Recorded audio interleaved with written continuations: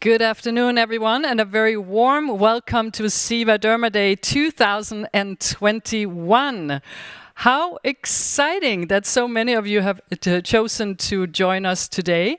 At this point, I believe that we have over 1,600 registered attendees, nurses, vets, experts, not just from the Nordic countries, but from all over the world. So thank you so much for acknowledging us for this initiative and for joining us in this. And also, I would like to say thank you to the very brave and very beautiful audience that we actually have with us here in the studio today. Maybe we should get a little bit of a sound check on you guys. Can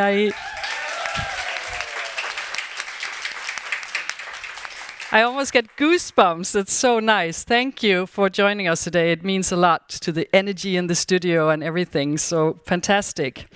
Today is indeed going to be an amazing afternoon with lots of inspiration, science, knowledge sharing, and all kinds of practical advice. And we're going to do this together with some of the leading international experts within dermatology and also with lots of awesome local representatives from the clinics here in Sweden. And our ambition is, and what we would like to do today is really to provide you with a new roadmap for a more optimized derma journey. So we'll see what we can do about that today. And as always, we would like to co-create this afternoon with you. And the way that we do that is that we use a platform called sli.do. And it is through sli.do that we ask you questions and that you ask us questions. So I really want to make sure that in case you haven't hooked up yet, that you are able to log into this. And the way that you do that is that there should be a QR code on the screen right now. So open your camera and use your camera to just read that code, and that will take you to Slido. If you have trouble doing that, you can also log in through the web through sli.do. And there you're going to write the code CevaDermaDay, so as one word, and you can see the instructions there on the screen. So please do that, because that is a way for us to really feel that you're out there and for you to ask the questions to all these amazing speakers that we have with us during the day. And we have two questions that we have already released that we would love for you to answer. The first one is what you hope to get out of this day. So make sure you answer that. And the other one is what we'll be talking about a lot throughout the day, and that is, in your mind, what are the major challenges and opportunities when it comes to the millennial pet owners? So answer that, and we'll get back to the answers in a little bit. Meanwhile, I am extremely happy to have the general manager for Ceva Nordic next to me, Lisa Pontoppidan. Good to see you, Lisa. Thank you, Trine. How does this feel for you? Fantastic. Yeah. I would actually like to add something that you didn't say, that being in a live streaming and at the same time having a part of the audience locally here is also kind of the new hybrid model. Yes. That we are all talking about, the new normal. So this is how we're going to work probably very much in the future. Yeah. So I'm very thankful and grateful that we are able to provide this live stream today. Yeah, me too, and to be a part of this. And some of you might be watching from countries where you still have restrictions that oblige you to wear a mask. We just want to enforce that we do not have those restrictions here in Sweden. We haven't even had those at all throughout COVID-19. So if you're wondering how we can be so close, it is one, because we're wearing a mask. No, we're not. We have been tested, all of us in the studio today, and also because most of us are vaccinated in Sweden as well, but we do not have those restrictions. So please. So it's okay. Yeah. So it's okay. So, and I like to be close to Lisa, so that's a good thing. Now, Lisa, should we perhaps start by just establishing? I talked about that we would love for people to go home with a new roadmap to this optimized derma journey. What is it exactly that Ceva can do in this area? What we would like as in terms of this dermatology topic is to become a partner for the vets, as well as, of course, the pet owners. And this kind of live streaming, where we provide new tools, inspiration, etc., for the day-to-day job, is a good example of where we want to go. And you spoke about before the millennials. And who are the millennials? Well, they are the younger generation of people born approximately from 81 to 96. And they are now the new grown-ups who are acquiring or adopting, depending how you see it, pets to the home. And they are perhaps a little more demanding, or at least have different criteria of what they are expecting from vets and vet clinics than what we have been dealing with in the past. So here it's very important that we are able to have the right communication to these pet owners and to meet their expectations, because they are not the good old loyal customers that we have encountered perhaps in previous years. They're much more demanding, and they know what they are looking for. And they're very interested in sustainability, animal welfare, and the kind of, let's say, emotional welfare and health that is also linked to the fact of being a pet and having a pet. So that's important. Yeah. And that's where we hope to be able to provide you with some relevant tools for this communication. I can promise you we have lots of those today, so it's going to be a really interesting topic. I really look forward to that. We have Duxo S3. Should we mention? We're going to talk about that later. Of course, because this is a very important part of the so-called topical use. And what is topical use? Well, the fact is that if you can use sort of less regulated products that are actually updated with the newest technology in terms of how can we prevent or increase the healthiness of the skin of animals, and at the same time prevent, let's say, extraordinary use of antibiotics, because we need to be responsible. We have antibiotic as a tool, but we need to treat it in a responsible manner. That means as little as possible, but as much as necessary. We have talked about this in previous events. I recognize that. Yes, and I like that. Yeah. It's a good message.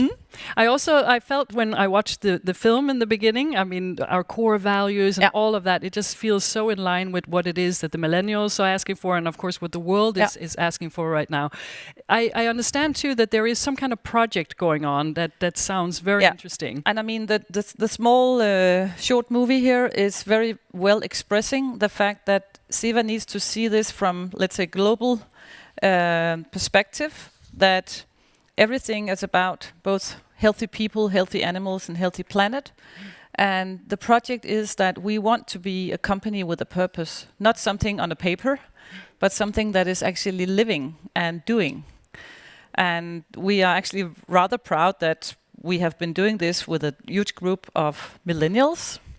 And one of the millennials that has been participating inside Ceva is one from our team in the Nordics. He's a bit of also a hybrid model, a mix between Swedish and Danish. Yeah, and best of every world.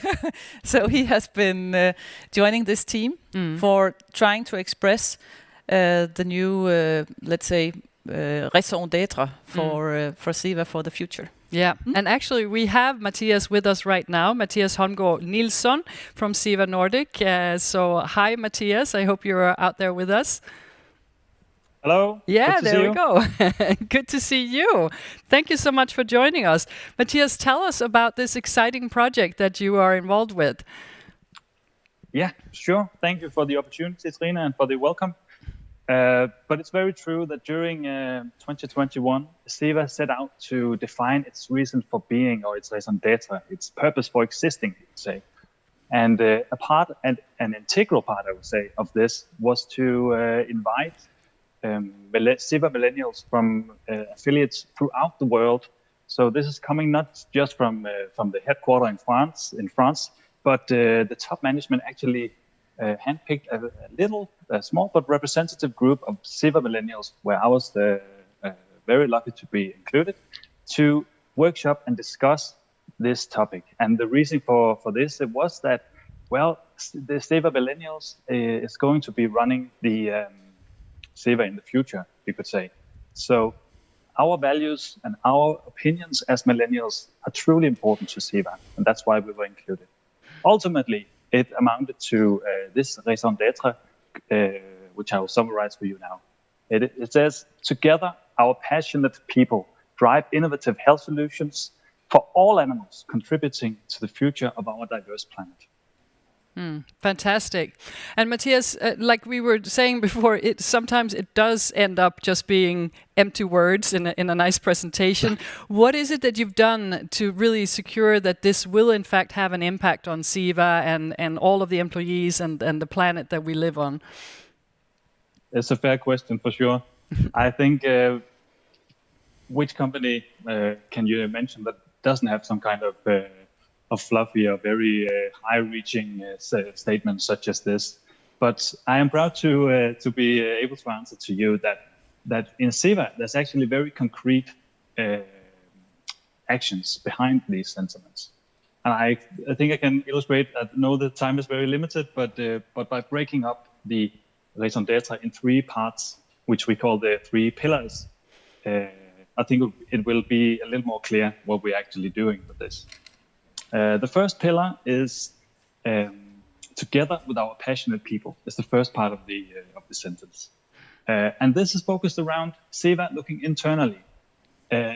Ceva needs to be a very inspiring and enthusiastic company, which in order to inspire its employees, because if the employees are not inspired, passionate, enthusiastic, we are never going to reach outside of Ceva and do any kind of difference in the outside world.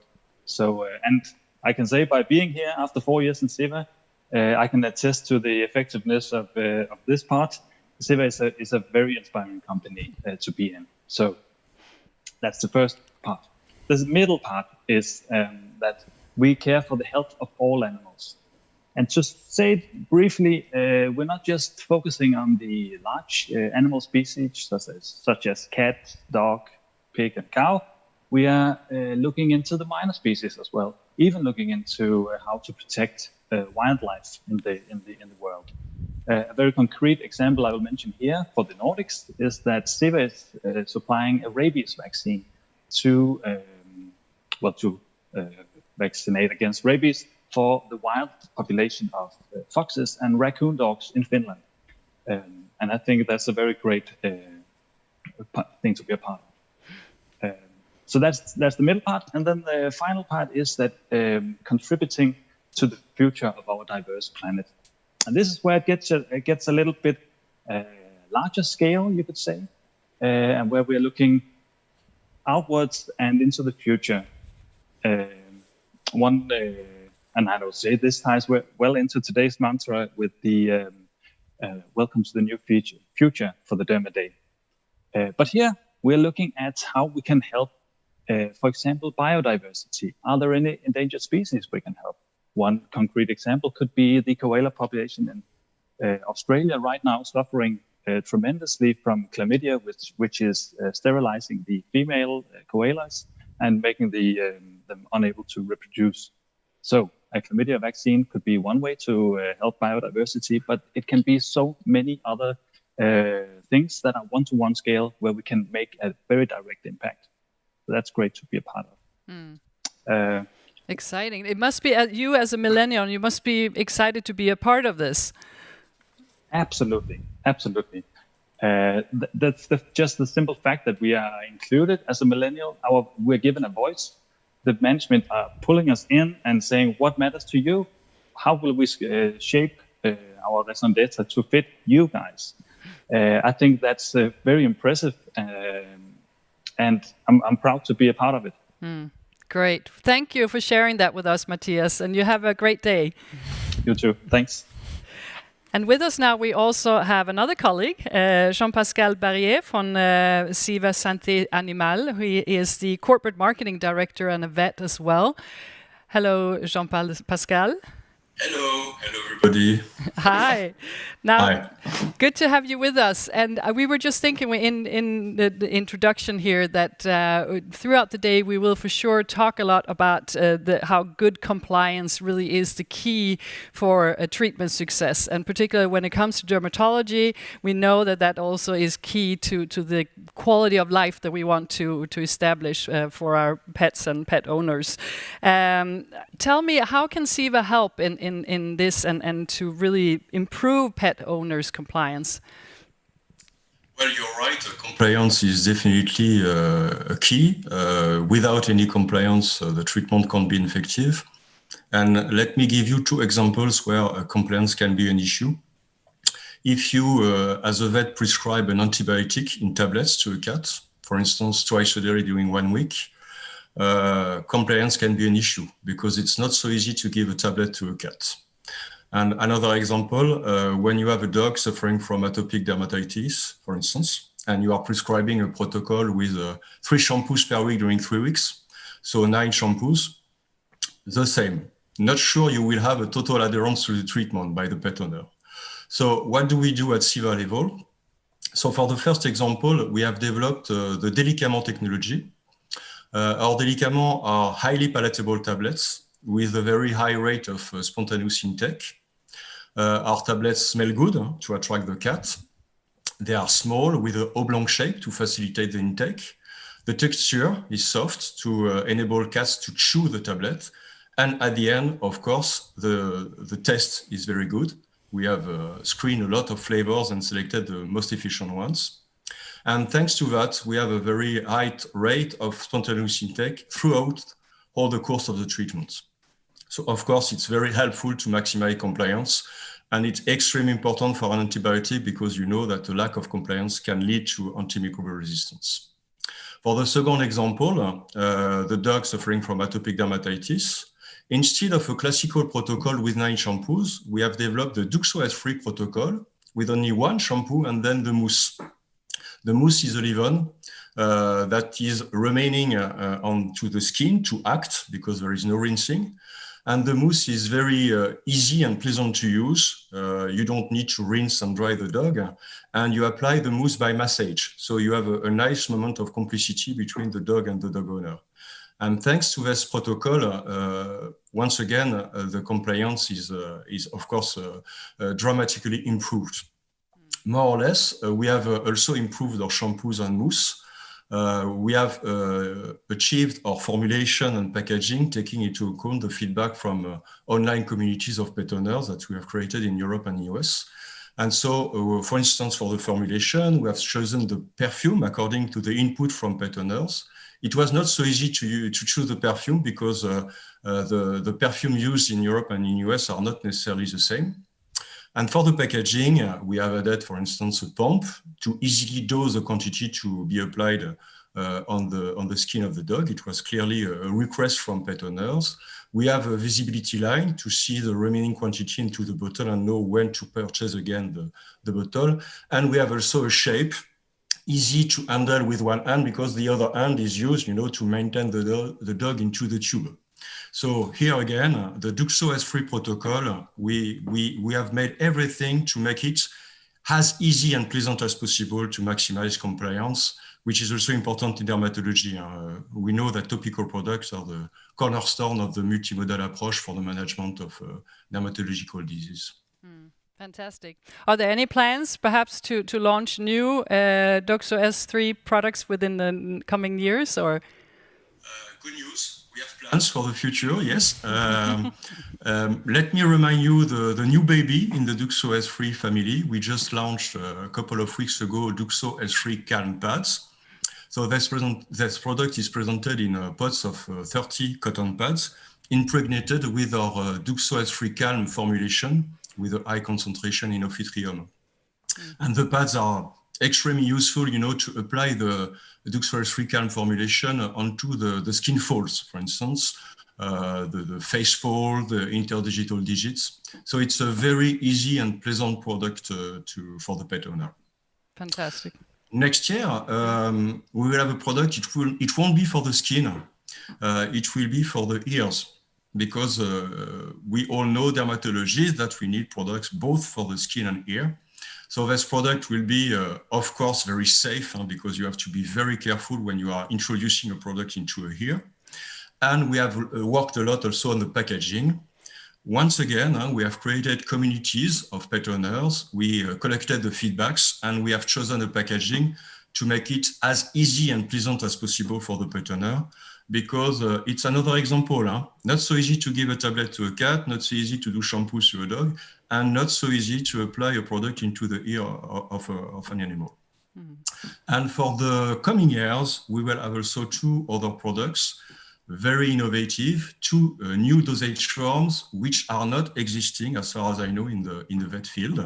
So these products will be, of course, very safe, very efficient, the DuxOS-free quality. But also we'll pay a strong attention on the protection of the environment. These products will be extremely eco-friendly because we know it's also a strong expectation from pet owners and more particularly millennials. Great. Thank you so much, Jean-Pascal. Thank you. And thank you for making a tablet for a cat, sounding so delicate that even I want to eat it. So I'm sure there will be no problems for the pets to eat it. Thank you very much for being with us today.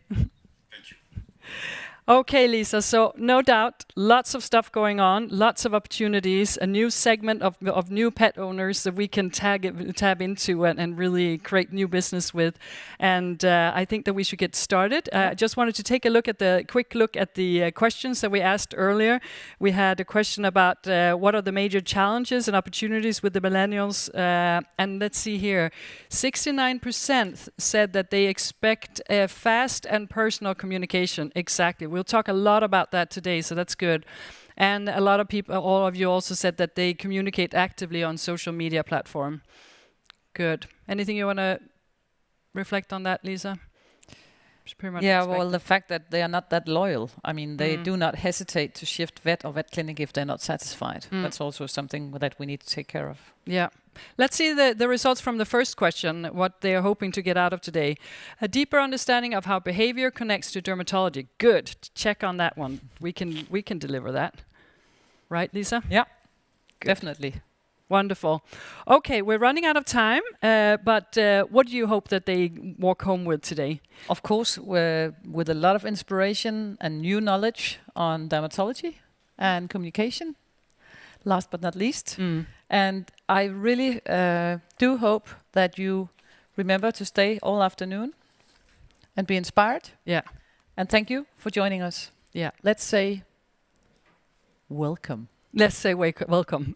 Let's get started. Thank you, Lisa. You're welcome. And with that, we are going to take a look at how we can meet the expectations of this new generation of pet owners. And a question for you is, how well equipped and how ready are you and your clinic to actually meet this new interesting group of millennials? So answer that in Slido. And with us now, we are extremely proud to have Dr. Natalie Marks. And she is a practicing vet. She's a previous owner of the largest small animal hospital in Chicago. She's a media expert. She's a certified vet journalist. She's an industry consultant. She is an educator, both on a national and international level, and educating practicing vets and technicians in many areas of medicine, surgery, and management.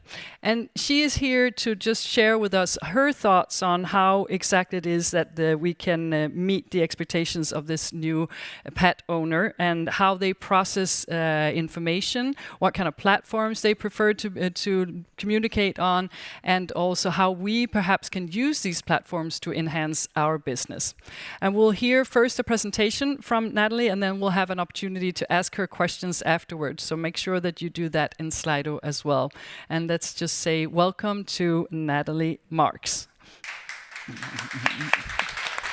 Hi, everyone. I'm Dr. Natalie Marks from Chicago, Illinois. So wish I was with all of you in person, connecting and laughing and getting back to normal, but hopefully next year.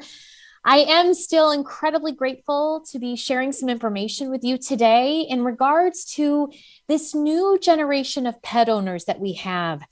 It is really a different time in regards to how we communicate, how we present our information, our education, our recommendations, and that's really through the digital world. So today I'm going to spend a short time teaching you a little bit about how we need to look at our practices, how we personally and professionally present ourselves to our clients and to these pet parents of today, and how we can best reach them so we can do the best in regards to our medicine and surgery, and specifically here, our dermatology. So again, I want to thank Ceva for their sponsorship of today, for bringing us all together, and for their continued support of the veterinary profession, and for the best for our patients and clients. Now, before we focus on this new generation of pet owners, I want to share a little bit about how we got here.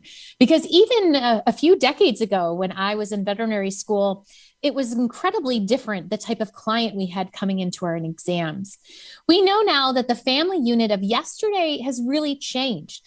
Instead of this sort of traditional path of marriage and children, and sort of the house with the white picket fence, now we have this concept of cohabitation, people and partners living together, and in fact, staying single, not pursuing that, again, sort of social tradition of marriage. And instead of bonding with people, a lot of our pet owners are instead having deeper relationships with their pets. And this is a concept called interspecies family. It's an incredibly strong bond, as we know, the human-animal bond. And we know that many of these pet owners of today find that their pets are taking priority over the people in their life. Now, as of 2020, just a short year and a half ago, we knew that within Europe, there were 89 million dogs, and 16% of Swedish households owned at least one dog. That means that 890,000 total canines are in Sweden, ready for us to take care of if we can see them, and again, build trust within those pet families. Now, just a few interesting facts before we get back to those pet parents, because I'm across the pond now, and certainly want to make sure that we learn a little bit more about the global industry. Just one fact about the US, the pet industry in regards to spend by pet parents is just astronomically increasing. It's about a $50 billion a year industry. And we know from the private equity investments that this is just skyrocketing since the pandemic. Within the United Kingdom, I was interested to know that fish are actually the most popular pets as compared to dogs and cats. And Norway spends the most on nutrition. But let's focus on Sweden, of course. One interesting fact, hopefully is new to you as well. The top 3 dog breeds currently in Sweden. Number 1 dog breed, Labrador Retriever, then the German Shepherd, and then the Golden Retriever. And this is actually fairly similar to what we see in the United States as well. But I want to focus back on Sweden. Again, I so wish I was visiting your beautiful country in person. The spend parallels and in regards to the increasing trend by families. In 2001, $4.5 billion was spent by pet parents and pet families on pet food, on equipment, on veterinary expenses, and other pet associated costs with having a dog or cat or fish in your home. Now, as of 2015, that number has almost quadrupled. We know, again, this interspecies family concept, this priority on the pet for many different reasons, is causing families to change their budgets, to change their spend, their priority of where that money is going, and focusing on increasing the quality of life for their pet. Now, one thing I love about Swedish families, and certainly the veterinary industry that supports them, is that 80% of dogs and 50 to 60% of cats are insured. This is phenomenal as compared to the dismal single-digit numbers that we see in the United States right now for pet health insurance. In fact, Sweden is the top country for insured pets. And again, I could not be more proud of what that has done for the veterinary medical industry for you. These families absolutely take priority in their pets. Now, shifting a little bit more of a narrow focus on that demographic of the pet owner is the millennial.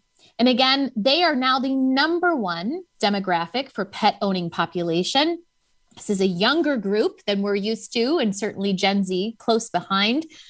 In a recent United States TD Ameritrade study, they found that millennials, as compared to older pet parents or pet owners, 67% of them called their pets their fur babies.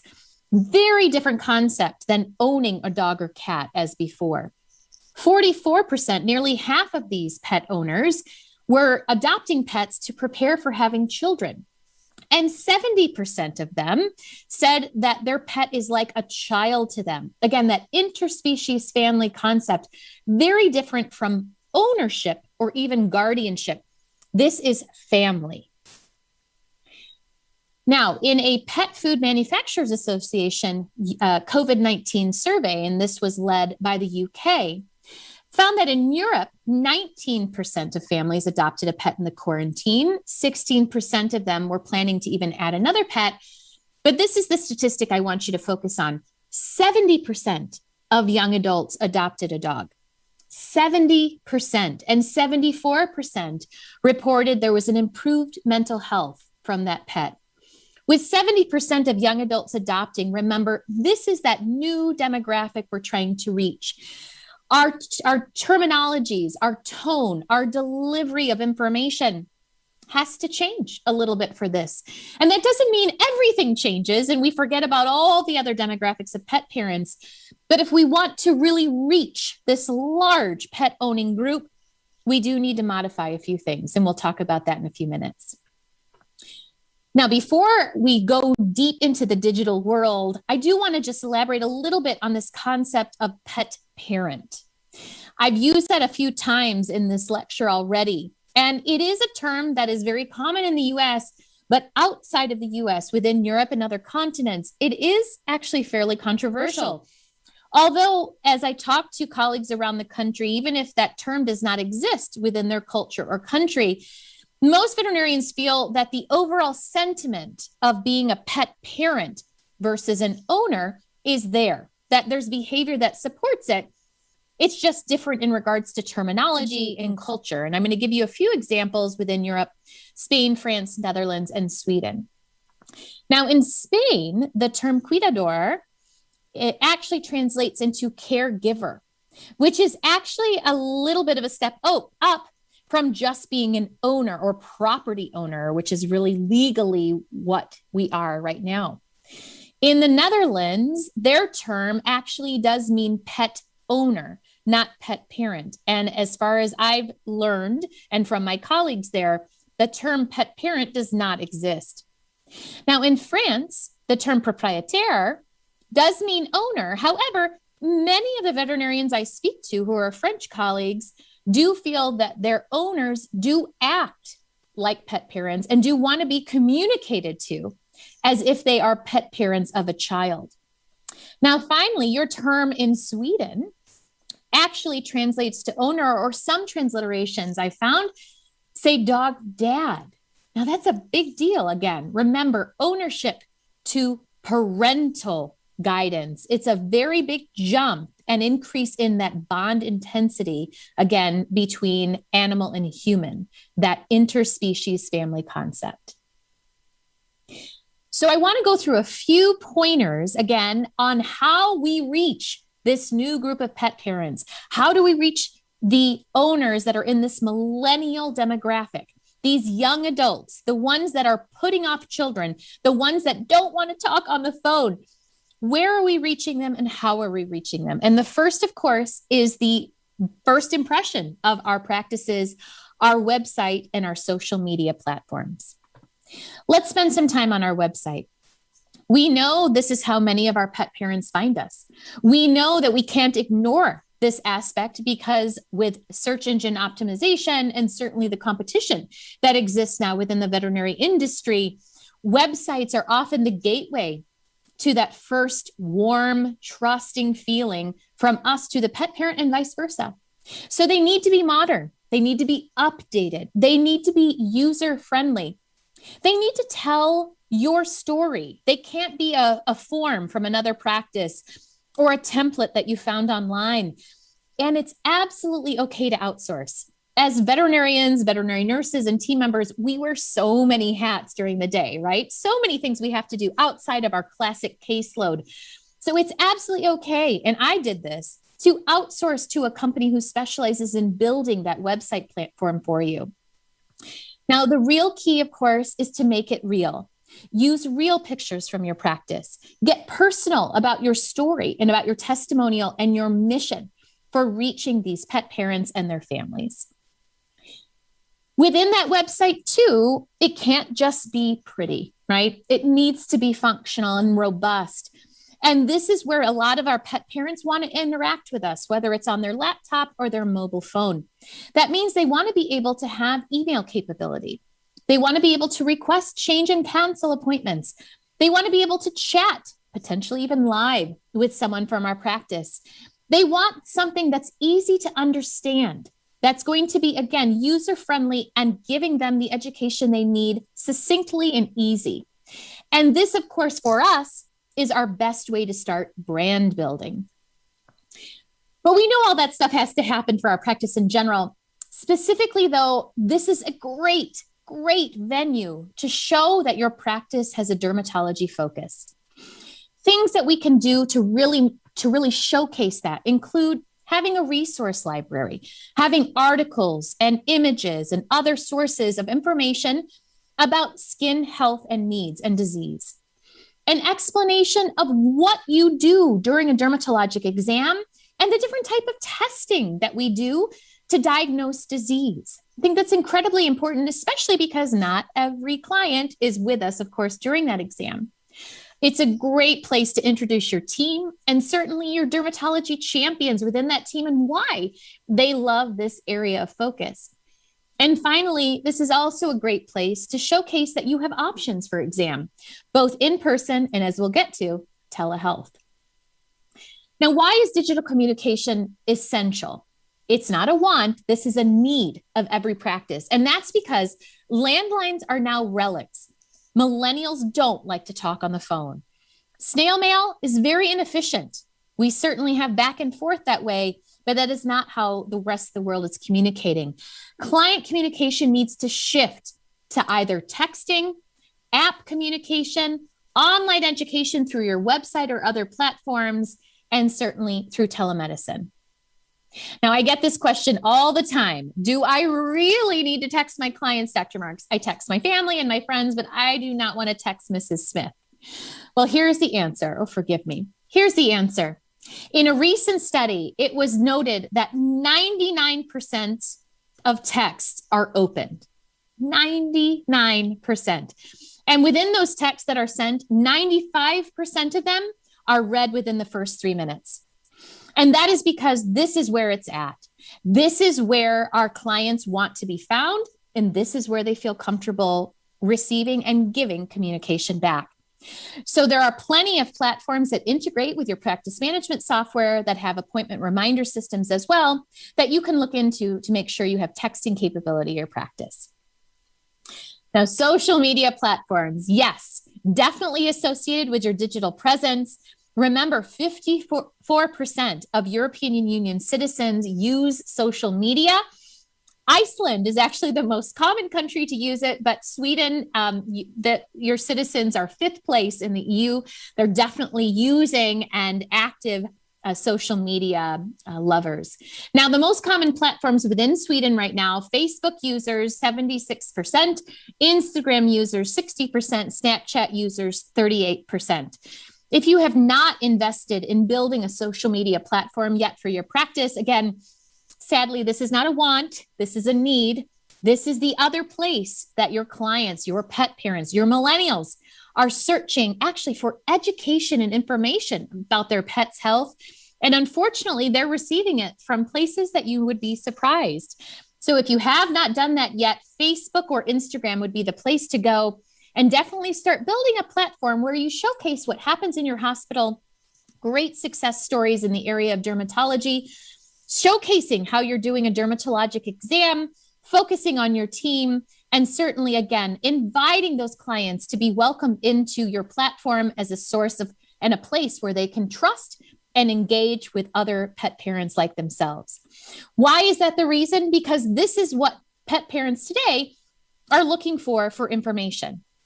Now here, these are popular platforms within Sweden and some of the Nordic countries. Here's Harry the Pug Lord, a very overweight pug, as we see here, with lots of followers, giving out information about nutrition and other medical needs to pet parents who are unaware that this is perhaps not in alignment with their veterinarian. Look at Aurora Purr. a dressed up, gorgeous cat, mind you, but 406,000 followers, creating a community around this social media platform that, again, may not have the same accurate and up-to-date pet health information that you want to communicate to your clients. And finally, the most popular dog within the Swedish social media life that I can find, Hectoratos, 1.3 million followers following this dog and his life. And again, certainly we all, including myself, love looking and sharing at pictures that interest us. But for me specifically, when I talk about social media presence for practices, it is incredibly important for us to understand that our pet parents and our families are actively seeking pet health information from sources that aren't us.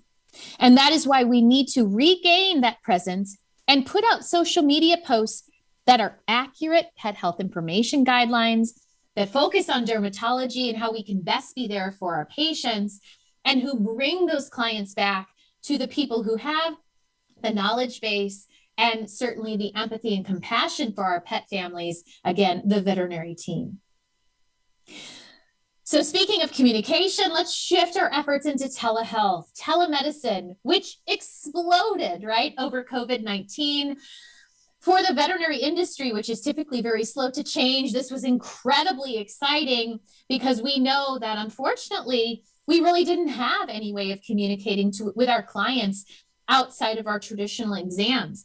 And our pet parents today, they certainly want this, right? Because they're spending more time at home. Even if they have the opportunity to go back to work, many families have decided, I choose to be at home with my pets. I want a hybrid schedule. It meets the expectations of these families and these pet owners or pet parents. It's very convenient, and certainly for many of them, it is less stress than bringing their dog or cat into the hospital. Now, Grandview Research Firm did a study in April of this year looking at the North American and European telehealth market. And they found that there's going to be, by 2028, $279 million US dollars in telehealth companies within the next several years. That to me is insanity, but obviously is meeting the needs and the desires of these new pet parents who want to be able to communicate from home or remotely.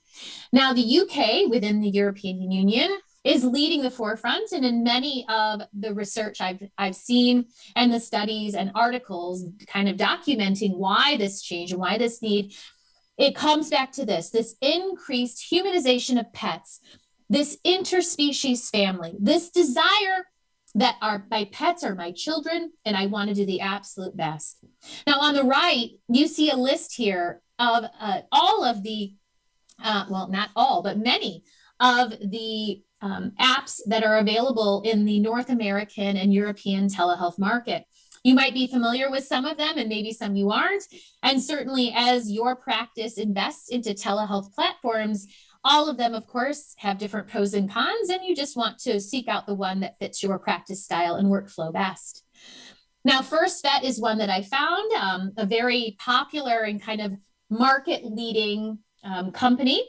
It's a digital veterinary clinic offering video meetings with experienced veterinarians directly in your smartphone, tablet, or computer. Our experienced veterinarians are available 24/7 to offer help and advice regarding your pet. Get a quick diagnosis, or if needed, we'll refer you to the right specialist straight away. What pet parent wouldn't want that, right? That is exactly what most of our pet parents want to hear and want to read. And all they have to do is click the red button, and it opens up this world of healthcare for their pet. So not to say that telehealth is available and the best medicine for everything. And certainly that's not what I'm saying.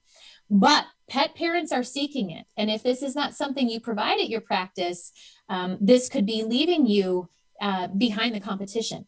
Now, I want to make sure that we understand that telehealth, telemedicine for dermatology is certainly not achievable with every case and every exam, right? Because we know we can't do the dermatologic testing from home often. And we know that there are certain things that we need to see and smell a little closer. But our pet parents understand that there is a definite need to contact veterinarians about dermatology because they've been home. They recognize that there is dogs, that there is itch now. They recognize that there is odor, that there's hair loss, that there's reddening, that they can easily spread these toes apart on Marley here and send me a picture and ask me what's going on. Now, the good news for us is there are two forms of telehealth I want you to be aware of. The first one is called synchronous telehealth. Now, synchronous telehealth is that live video conference so many of us are used to today. That's through Zoom or FaceTime or Messenger or whatever platform you're going to use. And that allows real-time discussion with the client, real-time visualization of the patient, and certainly real-time recommendations and sort of alignment of next steps. Now, within the US, we have lots of different state to state and local laws that we need to abide by. Certainly, every country is going to be a little bit different in what's allowed with telehealth based on the veterinary client-patient relationship. But the downfall to this is it does take a lot longer to plan, right? Because we need to schedule appointments, and it may not be as efficient use of your day if you have not thought about how this flows into your workflow. So alternatively, there's another option for you, and that's called asynchronous telehealth. That's sort of what I'm doing here is I'm lecturing previously to you and you're receiving it at a later time. This is called the store and forward or back and forth exchange kind of telehealth. And that's where we receive emails or photos or videos or some other form of communication from our pet parents or clients. And then we read, interpret, and then respond back.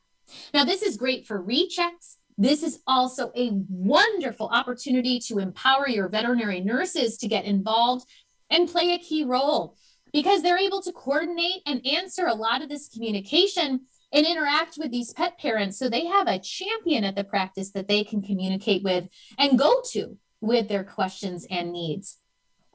Now, there are keys to success with asynchronous telehealth because although these pictures are fairly good that I've received here, client information ahead of time is so important because what we need to know is, as an example, is there new hair loss or is this the same? Has there been color change or can you document what the foot looked like last week as compared to today? What is the itch level? What was it before I started meds? What is it now after medical therapy? What are the current meds you're giving? What did you give today? Like lots of questions that you can imagine you can think of ahead of time.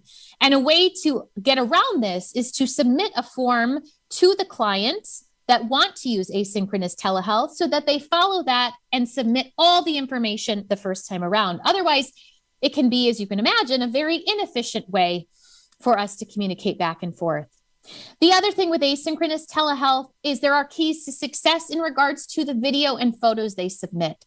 We want to make sure we give them guidelines on having good lighting, that they don't just submit this image. Instead, they submit a whole body image and give a description of what they're seeing, i.e. redness in the right inguinal flank. They might say the crease of the leg, and this started blank, and also allowing us to get some kind of visual distribution of the pattern of lesions, which, as we know in dermatology, is so helpful in helping us narrow down the diagnoses. Within telehealth, another opportunity for your practice is something called teleconsulting. And that means that we, as veterinarians and veterinary teams, we would then contact a dermatologist remotely on behalf of that pet parent and use that consult to help for those pet parents who can't get in or can't travel or aren't close to a veterinary dermatologist. This is a great source of new revenue for your practice. This allows your clients to build trust with you that you're outsourcing and going to these experts to help work collaboratively on their pet's case. It also improves that bond with clients because it's yet another service your practice offers, which often leads to increased referral rates. Now, with teleconsulting, again, as I mentioned with telehealth, what a wonderful opportunity to empower veterinary nurses. As we know, pet parents often go to our nursing team as the first point of communication. And this is a wonderful way for veterinary nurses, again, to feel more in charge of our cases, to work with those referral practices, give that communication back and forth, give guidance on best practices, on best ways to medicate, tips and tricks of the trade, so to speak, and also to give those expectations of the dermatology journey for that pet, especially when we're dealing with things like atopic dermatitis, which we know can never be truly cured. Now, telehealth is not just the only piece of technology that we can institute and use as an accessory to what we're doing for our patients, and that's also in the form of wearable technology. There is this great, huge kind of enigma out there called the Internet of Medical Things. And basically, this ever-growing market are medical devices and applications that connect patients to care providers like us. And all that we need is a telemedicine app and the internet, and now with this newer generation, artificial intelligence. And what does that allow us to do? It allows us to obtain objective data on our patients from the comfort of their home and make sure that what we are diagnosing and treating, and obviously if there is compliance, that we're making headway in the quality of life improvements of our patients. There are lots of wearables out there, including this one called Dinbeat and a couple others I'll show you. But basically, these are wearables, harnesses, collars, other forms that act as activity and behavior monitors. And everyone has a different pro and certainly a different strength that you might be looking for. But we're essentially tracking different data points from things as simple as temperature and heart rate, all the way to activity levels, and certainly for dermatology use, shaking and scratching. Here's one that's going to be, that's in clinical trials and coming shortly, that's called Voice. And it's a contactless collar that allows us to look at all of these things, including how comfortable is our allergic patient sleeping? Are they sleeping 8 hours a day? Or are they up, down, because they're shaking, licking, scratching, biting, and barking? It really is a very helpful guideline for our pet parents to be involved from home. These wearables are so helpful for dermatologic use because we look to see if our patients have had compliance from their mom and dad. Are we seeing improvements in flea allergic dermatitis itching, atopic dermatitis, and certainly these very recurrent and frustrating otitis externa cases? Because we want to see improvement in itch. We want to see improvement in comfort level, in restful sleep, and most importantly, in quality of life. Now, before I sing too high on these praises, I absolutely understand and respect that wearable technology may have some pain points before everyone uses that, because as you can imagine, I have a few in the back of my head. There are some clients that will get this technology and want to contact us every single second of the day, sharing data. So what these companies are doing right now is working together with veterinarians to understand workflow in hospitals, how can they integrate into practice management systems, and how can they present the data to us in trends or graph forms that allows us to really understand a little bit more clearly and efficiently how this data from home helps us be the best veterinarian for this patient. Now, finally, before Sarah Heath comes on, I just want to introduce one other concept of the expectations of these pet parents, and that's minimizing the stress of dermatology. One thing that we'll touch on is certainly how can we create a low stress environment. I'm so excited to hear Sarah's talk in regards to some of these things. One point I'll just add to it is when we can keep our patients in the same room and do the least invasive tests first, it's often very beneficial for these patients to tolerate our diagnostic testing like skin cytologies and wait for that skin scrape that might be uncomfortable to the last. So as I transition over to Sarah, what does the future hold for us? In this changing face of pet ownership, we need to really work together as a dermatology team and empower and really allow our veterinary nurses to do what they do best, that incredibly skilled communication with clients, coordination, and really bridging the gap of healthcare. When we can focus as practices on our digital presence and the service that we can provide through telehealth, telemedicine, teleconsulting, and wearables, these are all newer strategies our pet parents want, and it helps us as veterinary teams improve our dermatology compliance.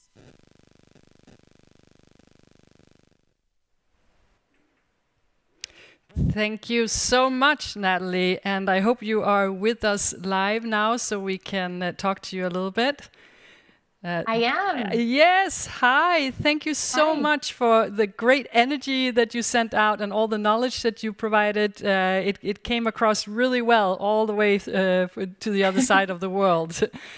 Oh, I'm so glad. I'm so glad to be with all of you. And Natalie, unfortunately we are a little bit short of time, so I'm going to be a little bit intense in my questions because I have so much I want to ask you.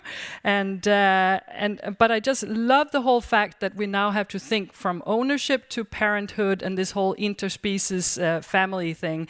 I also think it's a key point what you're saying that, okay, so our potential customers are not seeking for information from us. They are going out there to look for it. So that changes everything. And this whole notion of the fact that we are going from nice to have to need to have, that certainly creates a whole new mindset that we need to have with this. So if we take it from the beginning, you requested that we have a website. Is it possible, if we don't have the time or the financial service possibilities to do that, are there smaller steps that we can take there, perhaps that might be just as useful? Absolutely. And a lot of these steps aren't going to require a ton of time or knowledge or money. These are things that your team can do yourself. So things like changing out your pictures for updated ones of your team.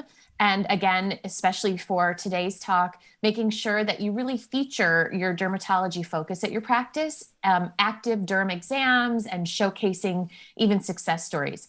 Adding a blog, blogs don't take a lot of time, and a lot of team members in your practice may be doing their own. So ask around and see who wants to contribute. Starting your social media platform that can link, of course, again, that's free to start and you can build as you go. Like I said, the dermatology focus, I think, is a must. So adding articles, resource library, again, these are things you could easily link to people you refer to, and certainly to expert articles around that you agree with. And then also just asking your clients for positive reviews and putting those testimonials on your website. The best referral, of course, is always word of mouth from someone who trusts another. And the more that you can have up there, the more you can showcase the client base that you're building and why they love you. Now, I'm curious to see and share with you, Natalie, just the answers that we got from our audience, because we asked them how ready do they feel that they are to actually meet these expectations. So let's see if we have the results from that. And here we go. 44% say we need to improve our skills within this area, and 31% say we have access to some digital tools but can't find the time to use them. Let's talk about that. We don't have the time to use them, and how does one create that time? You talked about, for example, telemedicine. That feels like a big thing to sort of add to the whole thing, but you're saying carve out some time because this might be worth it. Is that the message? I am. And again, I hear you. We have the same concerns of lack of time, lack of team. This is so new. I don't have the time to learn it. There are a lot of pain points out there. The fact of the matter is, this is not something that you have to go from 0 to 60 overnight. This is something that you can take baby steps into. And unfortunately, if you don't and decide not to, this will leave you behind because the world is changing and this is where we are headed. So I want to encourage people to at least take a little dip in the water and start inching your way towards this. There are a few things that can help you so it's not so overwhelming at first. I would absolutely start with asynchronous telemedicine first. Remember, that's just you receive an email from a client or a text from a client, and then you respond in your time. So it's not a real time like video conferencing. I think it's incredibly important to empower a veterinary nurse, veterinary technician, another champion in your practice to really spearhead this, to say, I'm going to be the one that receives all of these and I'm going to delegate them out to the veterinarians they are addressed to. And I'm going to make sure that there is an expectation of when those responses will return.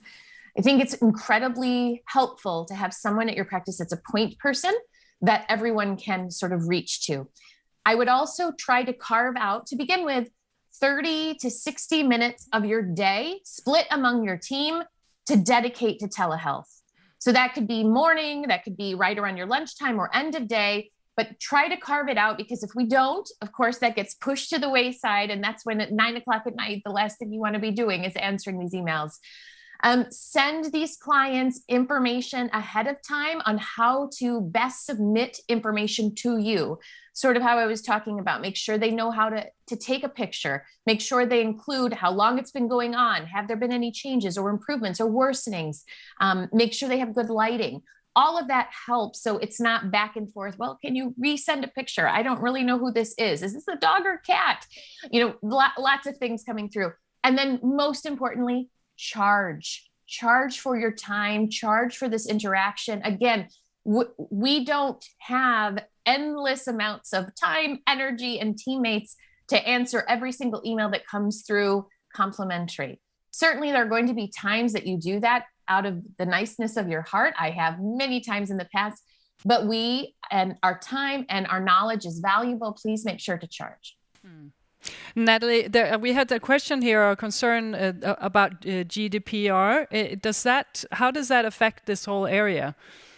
It's a great question. And unfortunately, I don't have a black and white answer because it varies where you live. So for instance, in the United States, every state has a different legal regulation on how you handle telehealth. So the best advice I can give you is to contact your local veterinary association, who should have the nuances of what is new and available for you in regards to the veterinary client-patient relationship.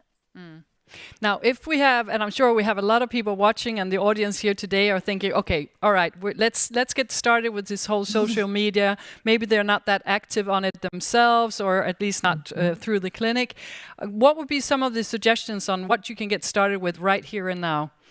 Yeah, absolutely. So I'm the same way. I'm not super active on social media, but let me tell you, there are plenty of my team members who are active many hours a day, and they love doing this. And again, this is all about empowerment. One person cannot run a veterinary hospital. It is impossible. I have done it. I've owned a practice for almost 10 years, and you cannot do it yourself. And if you're trying to, please try to take that mindset off and understand empowerment is the best way to have the best personal and professional relationship. So find a team member who wants to do this. The first place that I typically start is trying to get 3 posts a week. That sounds like a lot. It really isn't when we think about it. So you can pick a theme day. A lot of people like to do Catter Day on Saturday and do a cat featured post. You can do very quick, take your iPhone or your smartphone and take a 30-second video of one of your colleagues doing a dermatologic test and just explain as they're doing it. You know, I see right here, Sue is performing a skin scrape, and this is what we're looking for. And so if you see this when your pet comes in, you know, again, we're trying to rule this out and make sure that we can move on to the next step and find out why your dog is itching. Very, very easy. Answer a question from a client. Request that on your website or put out a post and say, we'd love to answer any veterinary health question you have. Submit them and we'll post them out. Post pictures of what allergic pets look like. Put a pet itching and say, does this pet look like your pet at home? Do you see your dog doing this at home? Your dog may have allergies. Please contact us for more information. Or just featuring different therapy options. Again, thankfully, most of the time when we're doing social media posts, they don't have to be these very involved video productions where you're having to hire something else out, outsource, or come up with these long, drawn out kind of stories. These can be very quick. Remember, people's attention span on average is about 8 seconds. So these don't have to be involved and in depth. They just need to capture typically just a great image and a great tip or trick for the pet parent, and start with 3 times a week. Great. Also, one last question, and it was just from the audience here that how do you suggest that you start implementing the charging for these telemedicine, asynchronous telemedicine? Yeah, that's a great question because most of us don't do that right now. So the perfect place to do that is when you are unveiling and sending to your clients the form about how to request asynchronous telehealth, meaning that form that tells the client, this is what I need to be able to answer your question, right? So what we try to do with that is to explain the value of asynchronous telehealth. In other words, there may be a lot of other practices that will offer that service. There may be clients out there who are saying, gosh, I'm on a 2-month wait list, but wow, this doctor offers the ability for me to send this in from home. There is a very big need and want for pet parents to be able to do this because they are doing it with their human doctors and they want the same access for their pets. They will pay. They will absolutely pay. The key to that is to make sure you communicate the value and communicate the time that it will be taking for you to be answering these emails again, and also making sure there's a very clear expectation that there are going to be instances where telehealth is not applicable. And that even though you may answer that email, you still may request an exam because I can't tell what this lesion is without additional testing, or I'm more concerned that this is a lesion because of something internal and I need to do additional blood work. As long as you are, again, remember, pet parents want transparency and honesty. As long as you are clear and very, very transparent about what you can and cannot do with asynchronous telehealth, we have not had an issue with that. Again, it's setting the expectation upfront, setting your charge. Again, you don't have to go out and say, well, I'm going to charge $100 an email, right? We can be, of course, very respectful of that. But remember, it is your time too. If you're taking 30 minutes out of your day where you could be seeing a patient or a couple patients in your hospital, instead you're on email, you need to be charging for that. Absolutely. Wonderful. Thank you so much for all the generous tips and practical advice and all the knowledge that you've shared with us, Natalie. We really, really appreciate it. So take care of yourself, and I hope to see you soon. Yeah, and I'll see you for the round table. Thanks, everyone. Bye. Okay. We are going to just need a very quick break to change the studio a little bit, but we will be back to at 2:15. So I'll see you then.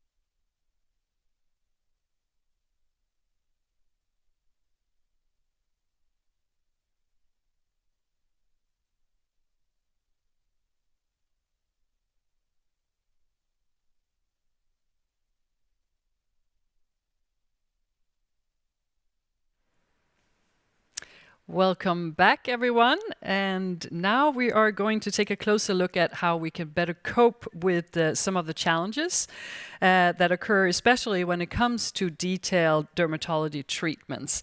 But first, I would like to ask you 2 questions, and I will, of course, do this in Slido. And if you haven't already logged in, make sure you go to sli.do and key in and tab in the key CevaDermaDay. Otherwise, you could also scan the QR code that is in the picture right now. But 2 questions for you. How would you like to communicate with your millennial dermat customers in the future? And the other question is, what's on your wish list in order to work accordingly?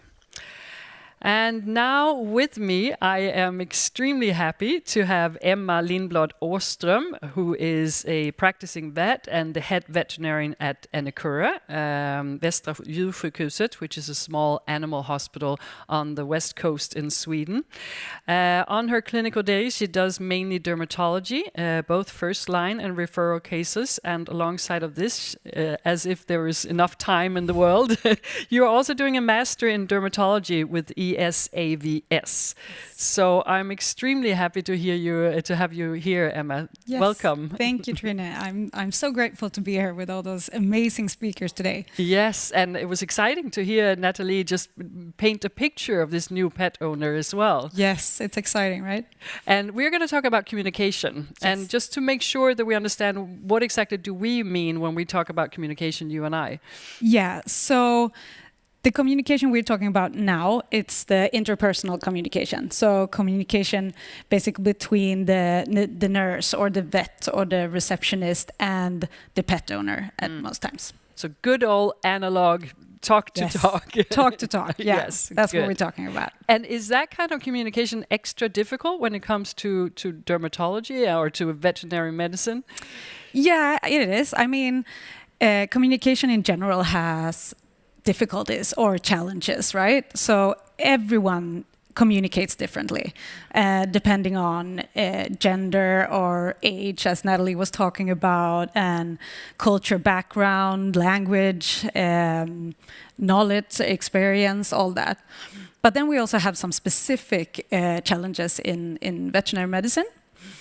And some of them is, first of all, I think that we have very little or none communication training in our education, and also we have very little communication training when we're done, when we're ready to go out in work life.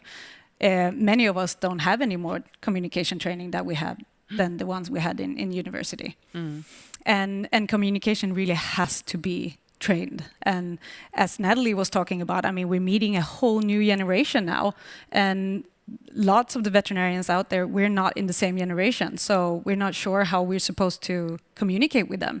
So we have to learn that. Yeah. And other challenges is the huge difference in the receiver of the information. I mean, pet owners today can be anywhere from the baby boomer generation, they're 70 years plus, down to the Generation Z. I mean, they can be 16, 17 years old, the pet owners today. And as Natalie was talking about too, the way we have our animals, some people have an animal that is a dog that is a tool. It's a working dog. And some of them are fur babies. I mean, it's totally different communication depending on the pet owner. And then also, it's a selling service. And a lot of us didn't know that when we went into, or at least I didn't know it was such a big deal when I went into veterinary school. I mean, I love animals and I love medicine, and I thought I was going to treat pets, right? But then it's all about a selling service. We have to promote ourselves and the stuff that we want to do. And we have to talk about costs, which is a big deal in our communication. And it's hard. A lot of emotions involved, and yeah, it's hard. It takes a lot from you. But I love how you always say that that communication depends on the sender, but all communication is on the terms of the recipients. What is it exactly you mean by that? Yeah, that's true. So it doesn't really matter that I know what I want to communicate, right? Because it's all in the fact that do you get the message? And it doesn't matter how much I say it or how many times I say it, or if I say it the way I think it's the best way to say it. If you don't decode that message, you won't get the information. And I mean, especially in dermatology, dermatology is such a complex field.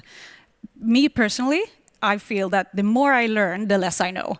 And then trying to put that information into something understandable for the client.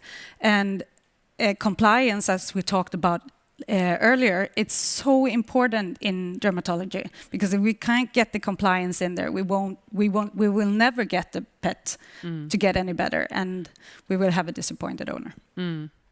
Now, of course, I mean, so it is kind of difficult, but what is it that drives you? That are some of the key benefits to actually work on this and to actually learn it, as you say, that is needed?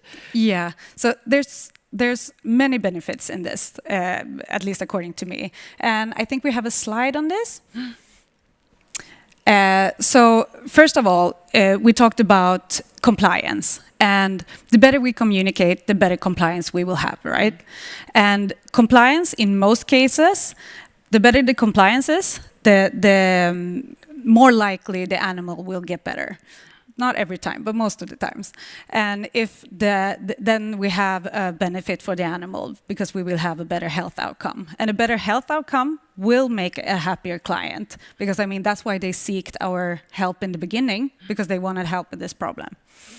And a happy client means better reviews. And as Natalie was talking about, reviews is a big deal. What they think about us and what they communicate to other people is important. And here's also the difference between millennials.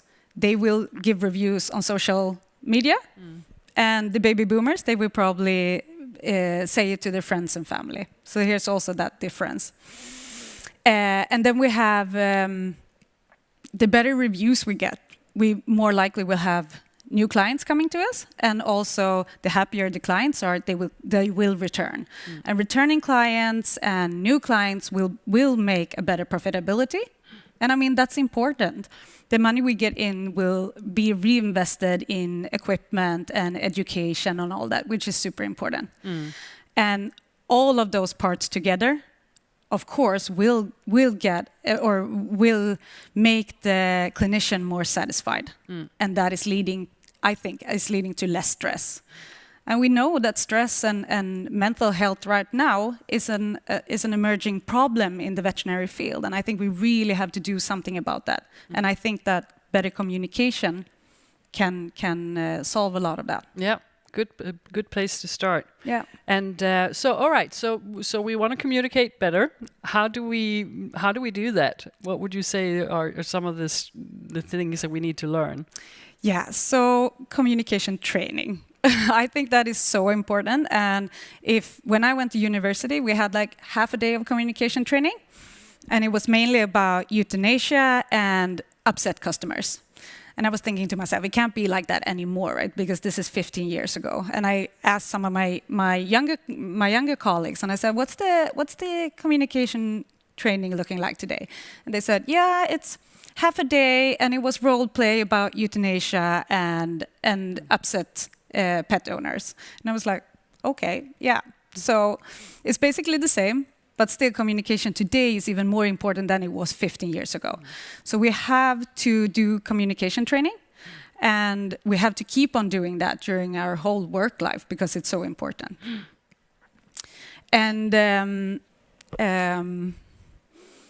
yes, we have also to explain in different ways and simplify. Sorry, yeah. So we have to simplify for ourselves. We can use different. Written information is very good. We know that written information will increase in compliance, and either we make it ourselves so we know what's in there, but it's also very good. I mean, many of the companies providing us with products or medical equipment have pre-written information, or they have apps. For example, Ceva has an app in Sweden where the pet owners can use to know when to medicate their animal. So help yourself communicate in a better way. Use the rest of the team to communicate. As Natalie was talking about, take, the other people in the team, nurses and receptionists, make them help you with your communication. Make it clear and easy. And also, I think it's so important to communicate what do we expect from this, especially in dermatology. I mean, we force them to do bathing and moussing and wipes and ear cleaning. And we need them to do that to be able to help the pet. So if they don't do it, we won't get any compliance and the customer will leave us. Is time important as well? I mean, because a lot of times we don't have that time with the customer. No, true. And I think that's a very common problem in veterinary practice. And so the best thing would be to get more time with the clients, right? But not all practices will allow that. And if they don't, it can also be a good thing to ask for another 10 minutes or 20 minutes in the beginning of the day, just to be able to look into what patients do I have today, because then you're just a little tiny bit ahead, and then you can concentrate your communication on what's really important when you're in the examination room with the patient. We talked a little bit about stress before, and for sure, I mean, there is a lot of time pressure during the day. A lot of people feel stressed during the day. So is it fair to ask that on top of everything that we need to do today, that we also need to become communication experts? Yeah, that's a great question. And so I would say yes and no. I can understand that it's absolutely overwhelming to get more things that I have to do. Okay, so I have to be good at dermatology. I have to be good at orthopedics and all those other fields. And then on top of that, I have to be good at communication. But on the other hand, I think that this is so important, and especially for our own mental health, to be able to communicate in a good way, because we have all those other benefits that we were talking about before. But it's not only the personal responsibility, that's not what I think at least, it's also the practice responsibility, because it's so many benefits for the practice if the staff is able to communicate in a good way. So ask your management or your boss. So this kind of communication training is good, but also there's a lot out on the internet, and it doesn't have to be very expensive courses. You can do it small and easy. Within Anicura, where I am, we have this on-demand online platform where all the members of the company can easily take this online course in communication. So there are small and easy ways to do it. So instead of adding it to the already long to-do list, perhaps mentally see it as something that will actually end up giving you more time and freeing up more, just give you energy. Yes, and I know it's hard to see that at the moment, and that's where I think the management comes in. Ask your boss or your management for, can I have some time to do this? Because I think it will benefit me and the clinic in the end. So it's not only the personal responsibility. This is so important for everyone and for the whole the whole veterinary field. What do you do? I mean, do you feel that you have to keep updating yourself all the time with it, or? You do. I've been to courses, of course, in communication, but I look up stuff on the internet. It's easily done. My favorite thing to do, though, is being with colleagues, following them, like shadowing them, and see how they communicate, because you learn so much from listening to other Good people. idea. And then you go, okay, she said it that way. That is smart. I will try that next time. So that's also easily done. It won't cost much. Just shadow a colleague of yours. Emma, let's take a look at the results for the questions that we asked earlier. We had a question: how would you like to communicate with your millennials, the Derma customers, in the future? And here we have some different ways. So email, yes. Phone, yes. And chat. Yeah. And then the second question was, what's on your wish list in order to work accordingly? Yeah. So here we have the wish to actually go into the training of education around communication and more knowledge about digital tools. Yeah.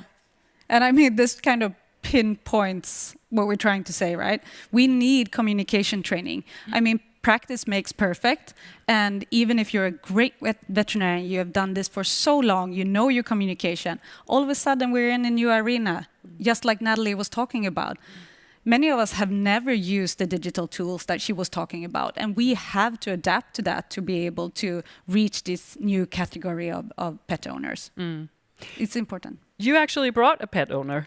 I did. Yes, and let's talk to her about what she thinks about the communication with you and in general. Yes. Malin is here with her, and before I say this, let's not applaud. So then because she actually brought with her pet, a dog Poppy, and she's probably going to get really scared. So we're just going to send lots of love to Poppy, who's going to be on stage for the first time. Hey, Poppy, you're alive. Can you imagine? Marlene, that was a good trick to just give her a big bone. Big yeah. Yes. It doesn't seem like she loves it anyway, but yeah, she's Marlene, a little bit shy. Yeah. Well, this is new to all of us, so but thank you so much for joining us. It's really nice that you're here. Us. Tell us about Poppy. She just turned 2 in September. She's a mini American Shepherd. She's a little anxious, as you can see, but she's very lively and lovable. Yeah. Well, she's anxious. We're all anxious. We just don't show it as so obviously. Exactly. And how did it start out? You noticed that there was some itching, or how did it all start out with the puppy? We noticed she was maybe 8 months old. We noticed she was scratching a lot around her eyes, and also biting off fur on her back legs. So she had like big patches of no fur at all. And that's when we sought help. And you were with one clinic to begin with, and you changed to Emma, or what happened there? So we sought help from another clinic that was actually closer located to us. But we were in for tests and another appointments, and we didn't see any results. So finally, we were also booked in for some tests that then turned out she was too young to take. So that was sort of the last straw. And per recommendation from a friend, we went to Annikura and met Emma, and it's the best decision ever. And again, recommendation from people, from friends, that's where we seek the information. Yeah. So, and how does Poppy react when she comes to the clinic? She is a little shy. She's still a little shy. Yeah, but it gets better every time. It does. Yeah, but she can be a bit barky, especially around other big dogs. But if she's close by to me, or like now she's got a treat or something, it usually works out okay. But what would you say? We've heard a lot about the demands of the millennials and how you choose your clinics and I mean, what would be on your wish list of things or factors that needs to be there in order for you to choose a clinic? I feel communication. I know you guys have talked about that. Transparency for me is quite important, and also trust, because you're handing over your beloved pet to a clinic and their staff. So I feel like that's very important to me. What is transparency? Could you give us an example of that, or what does it mean to you? Well, I like to know what's going on, what tests are being done, and why. So, for example, with Emma, you've been really good with sort of talking with me instead of just at me. And you send me home with a little note every time as well after our appointment. So sometimes I space out during the actual appointment. So it's good to sort of get a little send off that I can read through when I get home as well. Yeah, let's talk about that. I mean, the whole communication, digital communication, and how so you like to just to have something with you that, or a reminder after you've been there, so to sort of make sure that you're there. And is that a text then you send, or? No, so with our old system, I used to just print it for you. And sometimes I like that, because then Malin can look it through when she's there, and you can say, I don't really get this part. What do you mean here? And I usually kind of give it out and say, so this is what we've been talking about today. I wrote it down for you. And in the end, it says, what are we doing? Why are we doing it? And then probably the appointment for the next checkup. So that is usually what's happening in the clinic. Yep. And then I use a lot of emailing. Yeah. Because I find it goes a lot faster. And I mean, in dermatology, it can be from one day to another, something changes. So Malin sends me an email and she goes, okay, there's a little bit more itching now. What am I supposed to do? And we just try to adjust the medications, or I go, okay, I don't like this. I'll book you for an appointment, just like Natalie was saying. So I find that very helpful for me and for my clients because it's fast. And instead of having Malin call us and make an appointment that is 2 weeks ahead, and there's so much things going on during those 2 weeks that I just don't know about. So I like it that way. I agree. Yeah, the email, the availability of you through email, it's just amazing, and it's helped us so much. It just avoids a phone call with just a small concern as well. I get an answer straight away. Do you become more loyal then? Is that the way to build up the relationship so that you stay with the clinic more, you think? I feel it is. I feel a loyalty towards Emma and Annikura because of the service that she provides with that communication. Yeah. And if you could have it anyway, are there any future wishes in terms of how to communicate in even other ways than we've talked about here? Well, I'm quite content with and happy with how it's going at the moment. I know there are certain apps and things that we can use, but I just haven't gotten there yet. I'm a little bit old school, so I prefer the email. Yeah. And also, I want to remind you all there that we have a pet owner in the house. So if you have questions to Malin, I'm going to look through here. It's not that I'm checking my mails from my sons or something. Yeah, exactly. I'm just trying to see here if I can tap into that. Okay, so make sure that if you have questions, then post that. Let's meanwhile see. Malin and Emma, what would be your suggestions to just an audience that are now sort of understanding that yes, we are perhaps dealing with a new segment of millennials, and yes, you do have a different kind of relationship with your pets than most of us have been used to before. What would be sort of like when you think of the advice to get started with trying to meet the expectations of the millennials? Do you have any suggestions, both of you? So, well, I mean, Natalie had a lot of suggestions, and I think that we have to know that this is the way it's going to be from now on. We will have to deal with this, and just like Natalie said, I mean, if we're not doing it now, we will be behind. So at least do something, just a little move in the right direction. And a lot of the systems today makes it easier to communicate in texts or in email. So take advantage of that and try to use those communication ways. Yeah, I agree. We did ask, what would you like to ask Malin here? How can we help you fulfill the derma treatments of your dog the best possible way?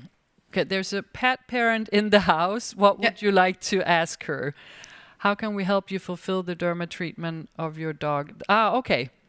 All right. So how can we help you fulfill the derma treatment? Well, I think so far the vaccine that we've received from Emma for Poppy is actually working really well, and we're backing that up with Cytopoint. She's actually due tomorrow for another shot, so she's a little bit itchy today, but it's working out well. So I think just in terms of like the derma treatment, we've tried out the dry shampoo and a bit of hypoallergenic products as well. So I think the development of those products is really necessary as well for dogs with this issue. Yeah. We also have in what degree do the price affect your choices when you pick a clinic? Not at all. No? No. Interesting. Yeah. We talk quite a lot about this in our clinic, and I think that we can take the money that we need to extend the time. For example, we have more time for our derm patient than we have for some of the other patients that are coming. But I mean, I think what you need to know is the client wants, most of the time, they want the best for the animal, and they're willing to pay as long as they get what they expect to get. I mean, so probably you were paying a price at your old clinic, and never. I don't know what that was, but as long as you don't get what you think you're paying for, you will get disappointed. It doesn't meet the expectations. Exactly. Exactly. And where and when do you want to meet us? Is that a proposal? Yeah, I was going to say, is this a puppy date or a... But where do you think that? What are the times, or when is it during the week, or where? And I mean, would you prefer to do it over the phone to do that, or? I mean, for me at the moment, it doesn't really bother me what time of day to go see a veterinarian, because I've been studying from home full time. So usually I can squeeze that in whenever suits Emma. But yeah, during the daytime, office hours works for me. And going to the clinic is not an issue either. We usually walk there, because then she's a bit tired when we get there. But then there's buses and trams and stuff as well, so it's fine. It's not that far away. Good. One last question. How do you rate the importance of safety of your pet products? In terms of the importance of safety with my pet product, is that with the Derma? Yes, I'm assuming that is it. Sorry if I'm thinking too many layers here. No, that's all right. Yes. I don't think I've actually really thought about it that much. I trust what I receive from my clinic. I trust Emma. And if there's any issue for me, if I feel like she's getting side effects or something, I always just contact the clinic to find out why that could be. We have a question here from Marlin as well. How much do you charge for your email follow-up time? Do you charge before or after? So that is normally included in the consultation fee. Yeah. So that is also like part of the deal here. We don't really have it divided in that because we don't have a good system to do it. So most of the time it's just included in there in the examination fees when she comes to visit us. Good. Well, thank you for taking the time to do this, Malin. That was really nice of you. I know that you have spent the day just in the hotel room trying to calm me down and everything. So we really appreciate that you could be part of this. No problem. Thank you for having me. And thank you, Emma. Is there anything that you want to add or that we haven't covered? No, I don't think so. It's we'll have some more interesting speakers talking about the teamwork between nurses and veterinarian. I think that is super important. Yeah. And Sarah talking about behavioral problems. So I think we're into a great afternoon. Good. Yeah. Thank you so much. Thank you, Trina. And with that, we heard now from Marlene, her wish list. What tools do you think then, what would you like to make the Derma visit easier? And we have a question for you as well. What tools do you think could make the Derma visit easier? And you can answer that. There is the question there. Exactly. And meanwhile, I hope that we have with us Maria Gattilet, who is a vet from Ceva Santé Animal. Hello. Hello. Wonderful. Hi, how are you doing, Maria? We just very good. We just saw a dog, so now I wanted to present you a wonderful kitty that was just for. So make some ads for him. Yes, it's about time we see a cat in this. Yes, I'm an illustration, a caricature of the pet parents, the millennial, my fur baby. Wonderful to have you with us, Marina. And I would like to hear just if you can explain to us what Ceva have done to improve the compliance in dermatology to be more pet owner friendly. Yes, so very, very big topic. And compliance is really a big ticket in both human, veterinary medicine. So I was quite surprised to learn that around 30 to 50% of human patients do not follow the doctor's prescription, even for a short course. And it is even higher for chronic conditions. So I let you imagine for pets what can be the actual adherence to therapy. But this adherence is something really multifactorial. It depends on, of course, the disease, the vet's communication, as told previously, but also on the animal, on the owner, on the product. And you, as a vet, you can give the best explanation possible. And if the products are not user-friendly, the compliance may be altered. So I think we all have a role to play in it. And this is actually what we put a lot of effort in when we developed the DuxOS3 product. We attached a major importance to the pet owner's pain points, to the pet owner's needs. It was a tripartite work. We worked with veterinarians, with pet owners, and you veterinarians, and apart from the formulation aspect, you highlighted the need to include a fragrance, a hypoallergenic fragrance to motivate the pet owners. So then we work with pet owners during online communities from different countries, asking them pain point, their needs, sending them some prototypes to test, and for them to give their feedback. So we were a close collaboration with them during more than 6 months. So the objectives were first to define with them the specification of the formulas to make the experience as pleasant as possible for the pet and the owner. So in total, they evaluated close to 30 products and 6 different fragrances. So very deeply invested pet owners. So their opinion has led us to make an ideal sensory experience to create the DuxOS3 product.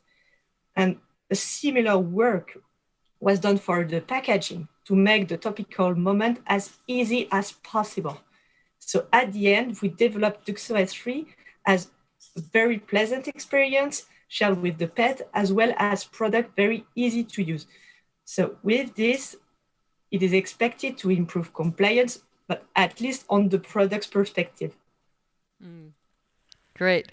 And how, I mean, we've talked a lot about the internet throughout the day and how to use that to communicate with our customers. In what way do we use that at Ceva? Yeah, well, so first, before entering into Ceva's perspective, I just want to reassure the veterinarian in the audience. So many studies show that vets remain the main source of information for pet owners regarding their concerns toward their pets. And I would say hopefully.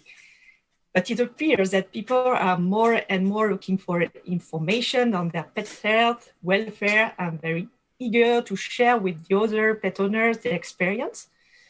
So we are currently building a new Duxo website, keeping exactly the same approach as the development of DuxOS3 product. We keep the pet owner, the pet parent, and the veterinarian at the center of the process.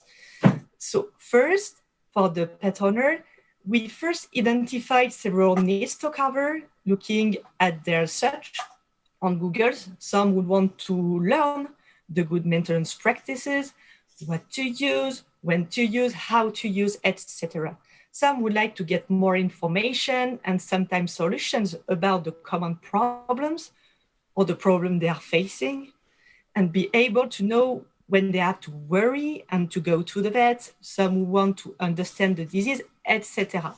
And as you know, you can find everything on internet. I think you know all who is Dr. Google, and sometimes, unfortunately, they are facing not very relevant sources. And that's why we are working with veterinarians, with dermatologists to offer trustable articles to the pet owners.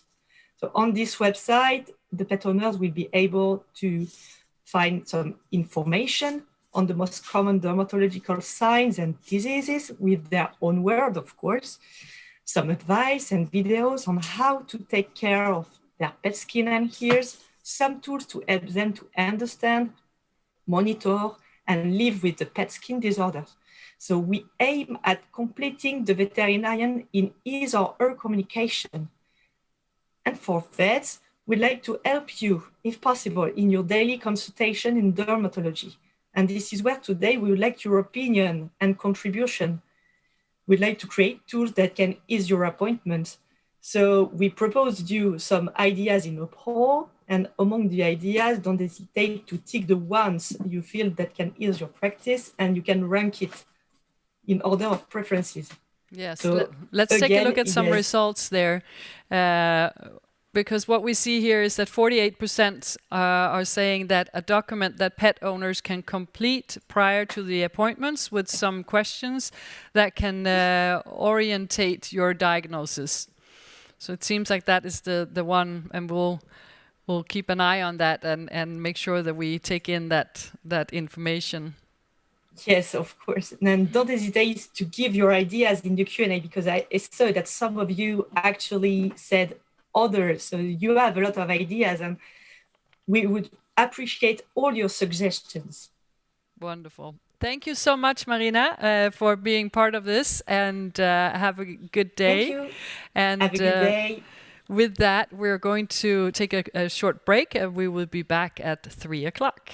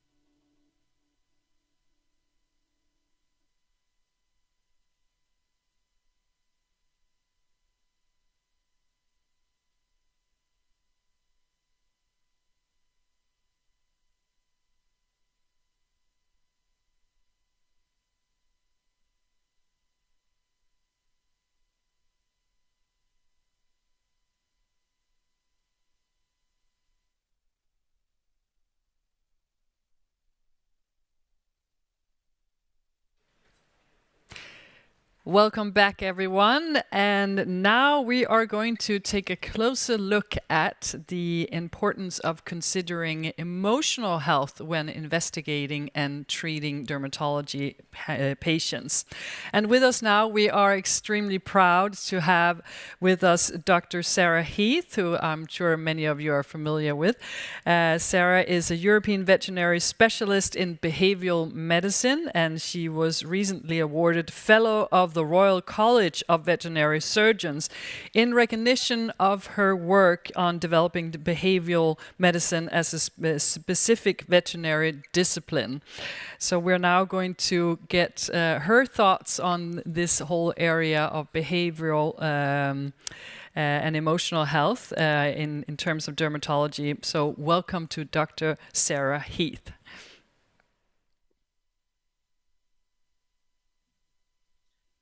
Hello and welcome to this presentation on approaching dermatological cases with behaviour in mind. As part of the CevaDermaDay, looking at optimising that dermatological journey. So we're going to be looking now at the impact potentially of emotional health on dermatological cases. So this link between behavioural medicine and dermatology, the equivalent of that in the human field has been recognised for some time. So the importance of considering emotional factors in dermatological cases is something that's well established for our medical colleagues. In fact, it's recognised that about 1/3 of human dermatological cases involve some significant emotional factors. But the concept of veterinary behavioural dermatology is relatively new. So this is a two-way relationship that we're talking about, an interplay between physical disease and emotional state. And that's something that's well documented in humans and non-human animals. And it warrants consideration of emotional influences when we're considering primary dermatological disorders, which may have an emotional component, and also the potential for dermatological changes to influence the individual's emotional state. So what is a behavioural medicine perspective? Well, behavioural medicine is the veterinary discipline that recognises the health triad. That's the fact that health is formed of three equally important components. First of all, physical health, which we're all very familiar with in the veterinary field. It's what we concentrate our undergraduate curriculum and training on. It's what we think about primarily in our clinical work. But there's also emotional health and cognitive health. And when we're presented with a dermatological case, a behavioural medicine approach is going to involve considering that case from all three of those perspectives. So if we think about how we're going to approach a dermatological case, of course, the physical health is something that the general practitioner, potentially in collaboration with a veterinary dermatologist, is going to be taking care of.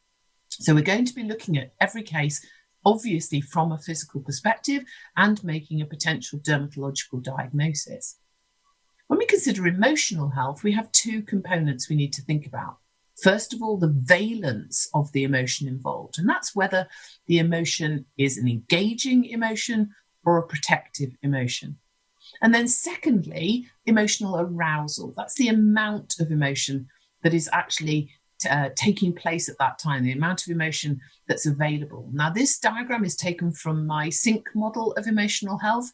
And in that model, we talk about the valence as being equivalent to the taps, the water going into the sink. So your emotional motivation is either engaging, represented here by the cold tap, or it's protective, represented by the hot tap.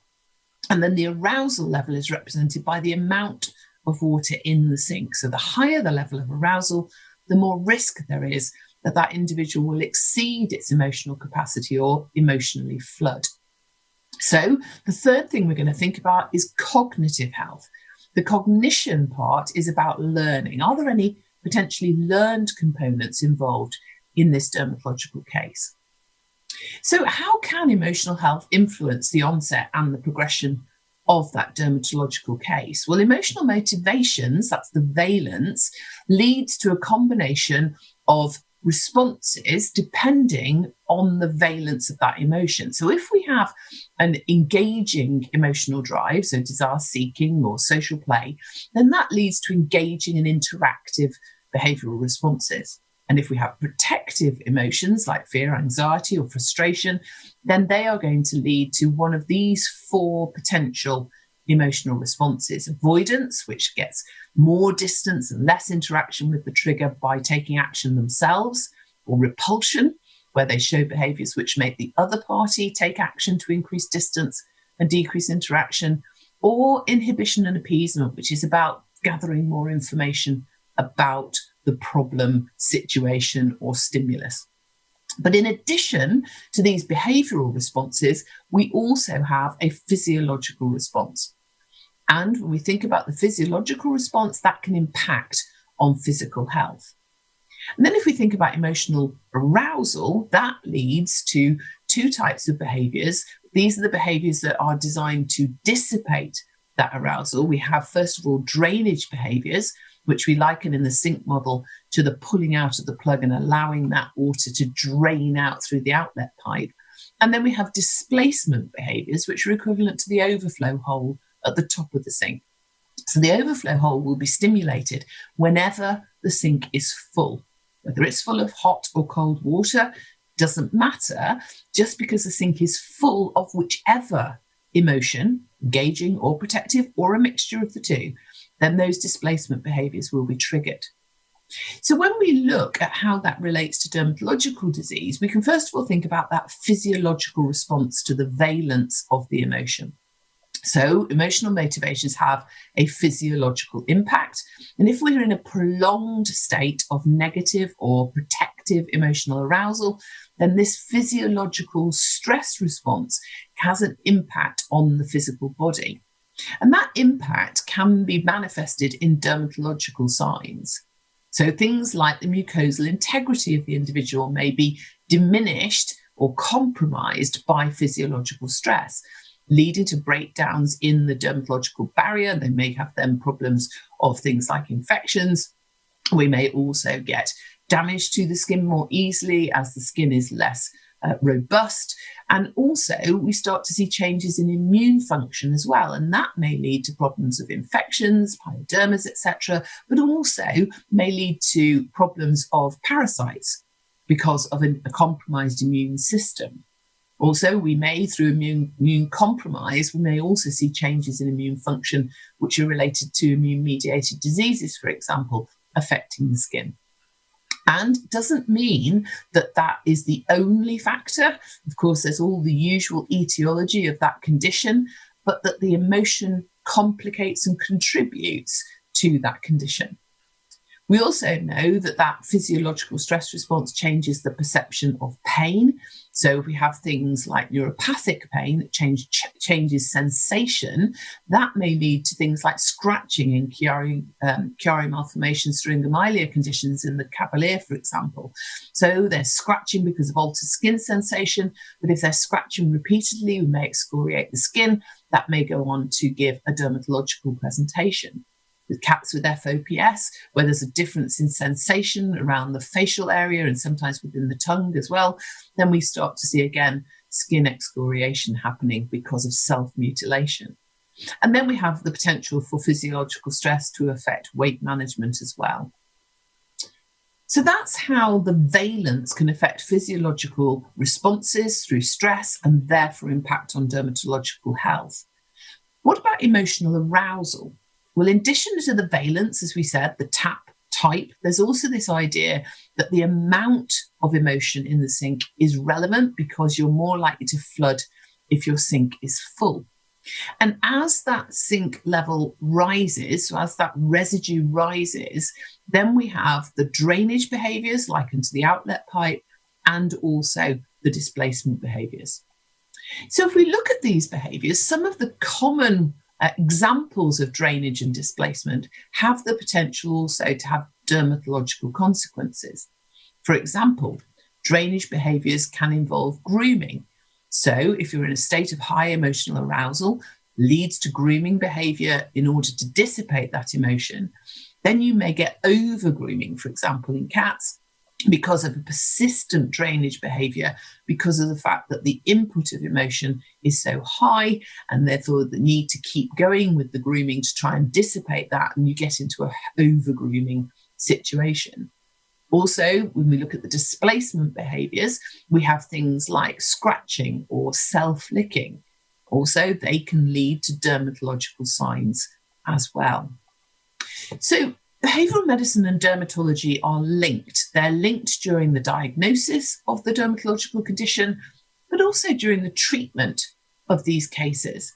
And I want to take the example of a dog with sore ears to illustrate the importance of thinking with a behavioural perspective when we're dealing with these clinical cases. We want to consider the emotional factors and also the cognition as well, the learned behavioural factors. And if we consider them, it can really help to ease the management of these cases, not only for the patient, who is obviously our prime concern, but also for the caregiver and for the veterinary professionals. And actually, when we think about the caregiver, we really do need to think about how stressful it is for them, to bring these animals to the veterinary practice, knowing that examination could potentially be difficult and challenging for their pet, but also how they are going to comply with our advice in the giving of treatment if there are emotional factors that make the handling of the animal and giving of the administration of that medication more difficult for the client. So the issues can be thought about from different perspectives. From the caregiver and the veterinary professional's perspective, they're concerned about the potential for injury. That injury may be injury to the dog themselves through excessive scratching of their ears and causing damage and bleeding and those sorts of things that caregivers find very distressing. Also, we may be thinking about the potential of injury to the caregiver or to the veterinary professional whilst trying to restrain an animal for the examination of very sore ears or for the administration of treatment. And of course, the consideration for the caregiver and the veterinary professional is the emotional health of the dog, the impact of this condition on their emotional state. From the animal's perspective, one of the concerns is we may not be able to examine adequately if their emotional response because of the sore ears leads to difficulty in examination. We can't necessarily reach an accurate diagnosis. And if that is the case, then actually it can be difficult to get appropriate treatment. And even if we do select the right treatment, then the emotional impact of this skin condition, this ear problem, may actually lead to problems in administration of that treatment. So first of all, have we got an accurate diagnosis? Secondly, do we know which treatment we want to give? And then thirdly, can we actually administer it? And there's a real concern that there will be a negative emotional impact on this animal of the actual treatment process. And from our point of view as veterinary practitioners, we have the potential for negative associations to be forming with our practice context, both for the dog, our patient, but also for their caregiver. And it's the caregiver that needs to bring the animal back to the practice for treatment. We can't get to the patient without coming through the caregiver. So we need the caregiver to have a positive perception of coming to the practice. So if the concerns can't be successfully addressed, then the treatment of the physical condition may actually be compromised. So we're going to ask ourselves some questions when faced with a dog with sore ears. And the first most important question is it urgent that I examine or treat this dog now? Because the urgency of that treatment, the urgency of that examination, of course, is determined primarily by the clinical presentation. But what we want to be doing is balancing our decision related to clinical presentation with our decision related to the emotional health of the individual. If from a physical health perspective, delaying the examination and the treatment would not be detrimental to the patient, then giving the opportunity to send the caregiver home with some systemic or topical anti-inflammatory type medication, which may actually reduce inflammation and therefore discomfort and therefore make the examination easier, may be a sensible choice. If examination is absolutely necessary from the physical health perspective, then we want to think about using things like chemical restraint and incorporating analgesia into the treatment process. We may think about using things like benzodiazepines, for example, which can be beneficial in blocking that short-term memory and therefore helping to reduce the impact of learning. So we're back to cognitive health and thinking about the fact we don't want this animal to learn a negative association with us and with the practice through this examination. So if we can use chemical restraint with a combination of something like a benzodiazepine to reduce memory formation, we may limit the ongoing impact of this examination. If chemical restraint is going to be used, it is better to use it sooner rather than later, because if we're struggling to restrain the dog and the sore ear is causing discomfort, it's likely we're going to risk increasing protective emotional arousal. Those things like fear, anxiety, and frustration. And these emotional factors, the protective emotions, actually limit the effectiveness of that chemical restraint. So it would be better if we're going to use it sooner rather than later. If the dog has already learned negative associations as well with handling, then that can be a problem. So even though we've now used chemical restraint, if before we used it, we engaged in handling techniques which created protective emotional responses and some cognition was happening, some learning, then that may be detrimental for our future examination of that individual. What about the potential for systemic treatment? Could that be the answer to the problem?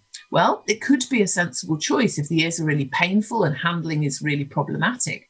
Of course, there may be clinical situations in which topical treatment is really essential. But could it be possible as an initial approach to use a systemic approach, a short-term course of some pain relief, some anti-inflammatories before commencing with the topical interventions might actually minimize the risk of that learning and that painful association with handling. Obviously, we can follow that then, the topical analgesia prior to the treatment administration, again, trying to reduce that resistance to handling. And systemic therapy, of course, in the long term is not without its problems. There are other potential issues in terms of administering long-term systemic treatment. For example, the ease of administration of that treatment. That's going to be affected often by things like palatability. But if we're having to get into quite restrained handling in order to administer a systemic therapy, then that may also be emotionally detrimental. There are lots of products available which can mask the taste of medication. So for dogs particularly, rather than our feline patients, for dogs it's more easier to use these sorts of products to ease the administration of systemic treatments. But in the long term, administration has the potential to develop protective emotional associations, and that does need to be thought about. So when we're thinking about our therapy selection of the most appropriate therapy is, of course, firstly determined by diagnosis. But it's also important to take into account the potential influence of that therapy selection on the success of administration, because if we need to treat a condition, it's all very well having an ideal treatment, but if we can't administer it, then it's not going to be beneficial. And topical treatments are often necessary to achieve effective treatment in a dermatological context. Use of ear cleaning products may also be an important part of that management protocol. So thinking about how can we ease this administration, we've talked about short-term systemic approaches first, we've talked about analgesia. But the other thing to think about is how can we do it by thinking about natural behaviour. So the head is a very sensitive area of the body, even when there is no pain. We also know that if we approach the head from above, that increases anxiety in our canine patients because it comes through a blind spot. They don't have a good field of vision above their head. And if we come in with the head onto the top, onto the top of the head and go to touch the ears immediately, that is likely to increase that protective bias and that anxiety response. And resistance to handling can be really increased if you add in pain. So if you're approaching in a way that already creates more anxiety and you then have pain, or you have anticipation of pain from previous examination, then it's likely to spiral into a much more difficult emotional experience. So knowing the history of the individual patient can be really helpful when we're thinking about how to approach them. Treatment protocol selection can be one step then to reducing the negative effects of treating sore ears. If we go for a treatment protocol which minimises handling, which eases administration. And in addition, behavioural medicine considerations can help to improve the success of treating the condition and maintaining a positive perception of the veterinary practice. In order to do that, we need to understand the emotional motivation involved, the species-specific behaviour, in this case of the dog, and also a little bit about learning theory.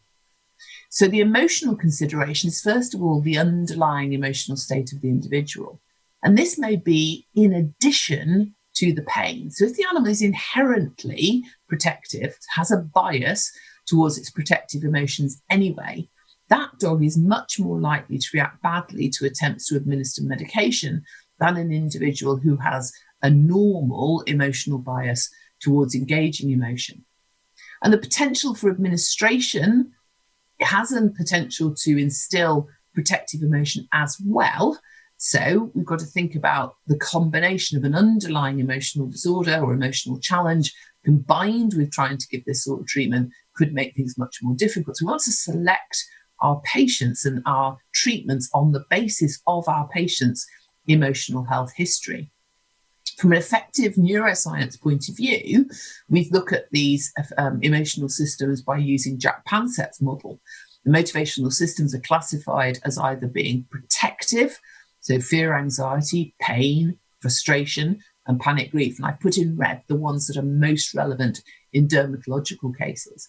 But we also have the other side, the engaging emotions, lust, care, social play, and desire seeking. I've put desire seeking highlighted there in blue because this emotion is really important in how we help the learning process and creating more positive emotional associations with the treatment of these conditions. So if we look at the role of the protective emotional systems, fear, anxiety, and pain, they're triggered by the perception of some sort of danger or threat. And anything that's novel can also lead to anxiety. Or if that interaction has happened before with a negative outcome, then fear and anxiety may again be triggered. So either if this has never happened before and it's a novel situation, or if this animal has a history of ear problems, then we may be more likely to see a fear-anxiety response. Pain and discomfort is also associated with the administration of topical ear medications, as we've talked about, or cleaning products. That can add to a protective emotional bias. And then we talked about the fact it's important to remember the anatomy of the animal. So looking at particularly whether they're brachycephalic or dolichocephalic, so that we look at whether they're going to be able to cope with hands coming from different angles, where are their blind spots, where is their limited vision, and can we approach in ways that limit that perception of threat. So the negative effects of administration may also be assisted or reduced by appropriate handling. Frustration is an emotion we need to take into account. So when topical medication is administered, frustration can happen because we have to hold on, restrain the animal. And that can mean that if they're already in a protective bias, they want to get away and use avoidance, but we can't let them because we have to restrain them, then they may lose that sensation of control and become frustrated. And if the animal attempts to respond to that protective emotion in ways such as using avoidance and they're thwarted, then that is likely to mean that they are going to struggle with more intensity, with more speed, and may also become more confrontational.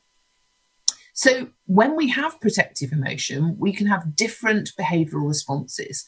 Inhibition, which may be misunderstood as the animal being fine. It can give a false perception that the dog is actually happy, that they're not worried by what we're doing, but the negative emotion can still be present. And we can have appeasement, or I've put the F's in brackets here, freeze and fiddle. That's the terminology that used to be used or was used outside of the sync model. In the sync model, we use these broader terms because freezing is a very extreme version of inhibition. Fiddling is one way of describing appeasement, but appeasement is actually that exchange of information to make you feel better, but it's often mistaken for friendly or affectionate behavior. So people perceive the animal to be fine because he seems really friendly to the vet or very engaged with the vet, and therefore surely he's fine. But if these are driven by protective emotion, we may start to see the cognitive associations between those negative emotions and the veterinary practice. Of course, the other two ways of dealing with protective emotion are more obvious. So avoidance, trying to get away, and because we use restraint to stop them getting away, we may get to more frustration and more confrontational responses. And then we have repulsion, which is aiming to get rid of the threat and leads to, again, confrontational responses, which are slightly different. So repulsion is not exactly the same as frustration. If we have frustration as well as repulsion, so they're frustrated because they can't succeed and they're already trying to get rid of us, then the intensity of that repelling response will increase because of the frustration, and the dog will be more confrontational on top of that. So they're going to be much more difficult to handle. So it's essential to listen to what the dog is saying. We need to be reading their body language, looking for signals of protective emotion, because if we don't, then we tend to persist in handling.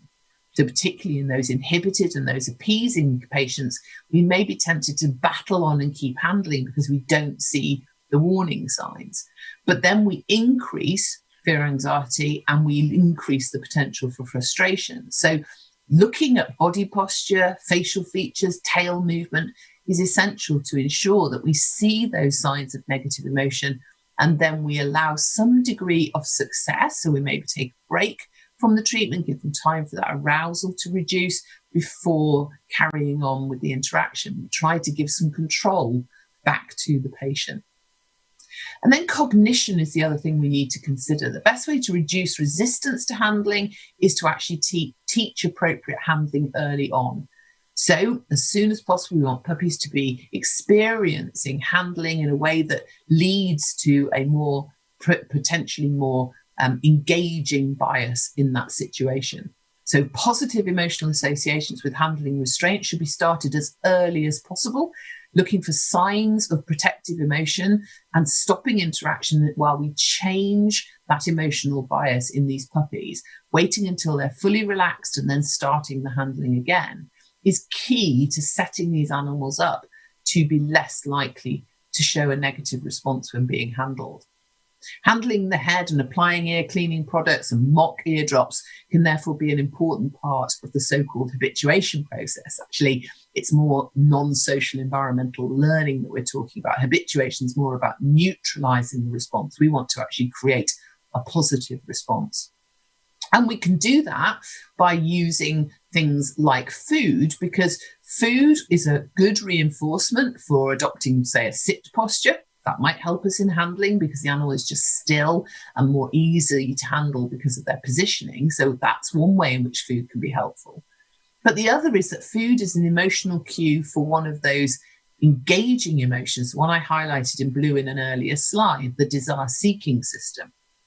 And so if we can use the food appropriately to increase that desire-seeking motivation, then we can bias the emotions towards those engaging emotions and create more positive associations. But it's essential to explain to the caregivers that that habituation process or that non-social environmental learning can only occur if the puppy is in a positive state. If they're in a negative state when you handle them, you will actually sensitize them to the handling.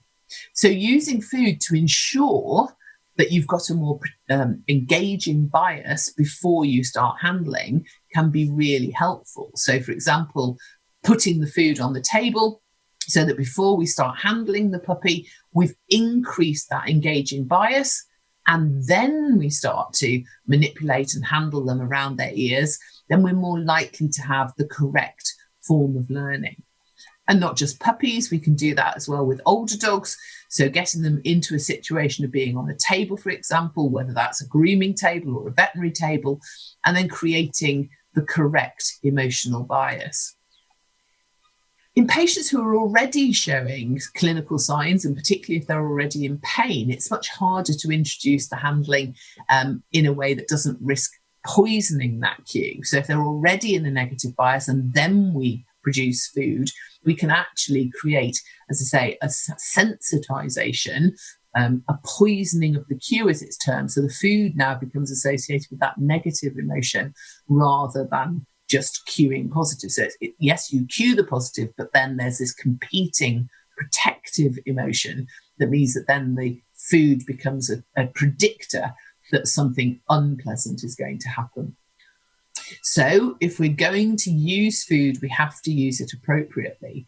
The positive emotion of desire seeking can be triggered by gaining access to food, access to resources such as food, but also social company. For a socially obligate animal like a dog, we can also instill that emotional bias by using company or interaction or touch or social contact.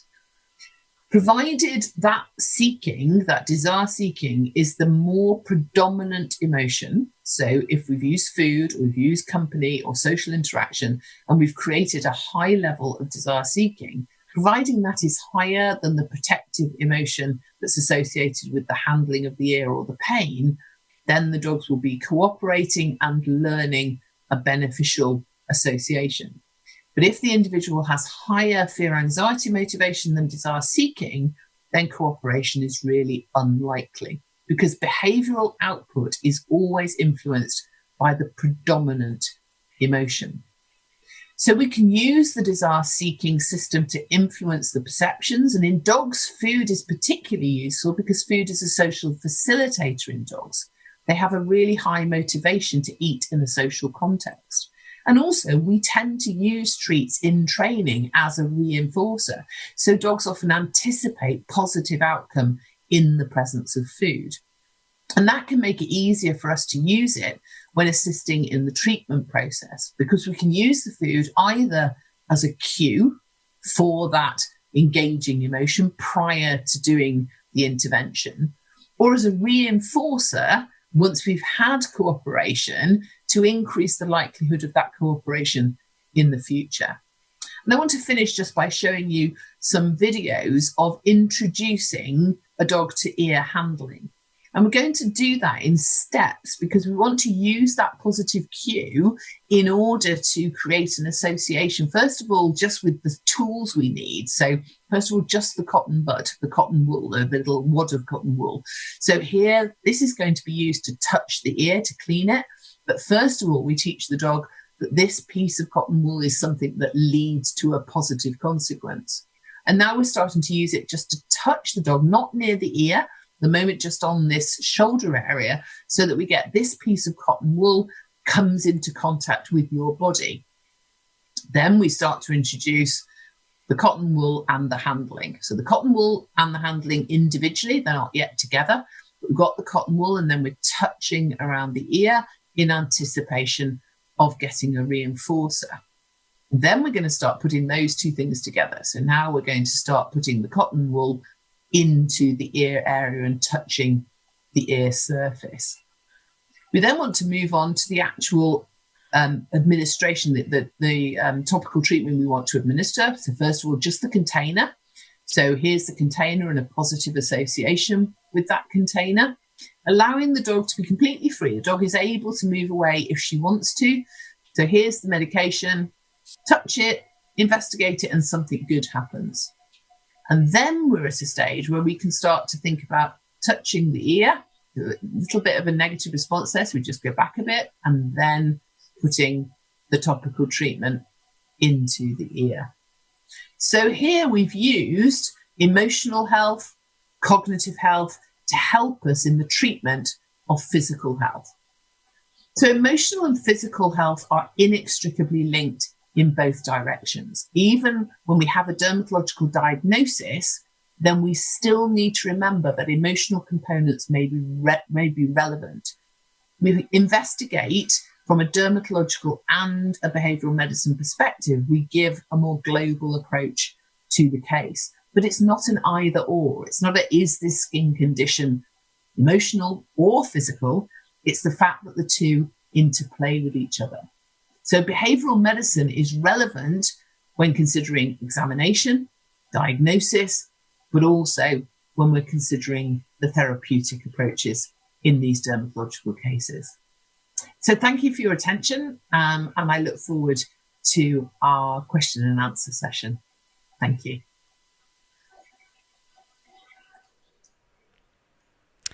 Thank you so much, Sarah, and I hope that you are with us live now so we can ask you some questions. Yes, indeed I am. I'm here. Hi. Hi, wonderful. I have the camera there, but I have you down there, so I just wanted to say hi. Okay. Oh, it's so nice to Hi. see you. I spend all my days just interviewing people into a camera, and I never see them, so it's good to Nice see you, to see you. Sarah. And thank you for joining us today, and thank you for sharing all that knowledge with us within an area that is extremely interesting and important for all of us to understand. And I'm thinking we have earlier today talked a lot about communication, that is something that we need to learn. And what do you think in terms of behavioral medicine? Is this just a mindset that we need to apply, or is it something that we indeed need to learn from the beginning? I think actually it's really interesting how it follows on from what you've been talking about, the communication bits I've been listening to prior to this, because what we're talking about here is communicating better with our patient, and you've been talking about communicating with our caregivers, and I think it just shows how important both ends of the lead are, and yes, I think many vets are very, very good at reading patient language and understanding their patients, but it isn't something that just you're born with. It is like learning, French or Japanese. You do have to put some effort into learning a different language. And if that language is dog, then that takes time and it takes effort to learn that as well. So it is a learning experience. I don't think we can rely on our natural instincts. And as we showed in that presentation with a bit about inhibition and appeasement, that there are some things that are more instinctively recognized as the dog being worried. So if they're growling at you, or if they're trying to jump off the table, or that kind of instinctively looks like a worried dog. But if they are inhibited and they're standing really, really still and they're just watching and listening, that may just look like a very good dog rather than a dog that's worried. So I think there are different behavioural responses which are more instinctively recognised than others, and we have to work on learning to recognise all of them. Just like we have to learn languages in general, then that is a language that we need to learn as well. Yeah, that's a good way to look at it. And I'm thinking also that some might be concerned maybe that there is a risk of missing dermatologically diseases in a case where you think of it as just psychogenic. What are your thoughts on this?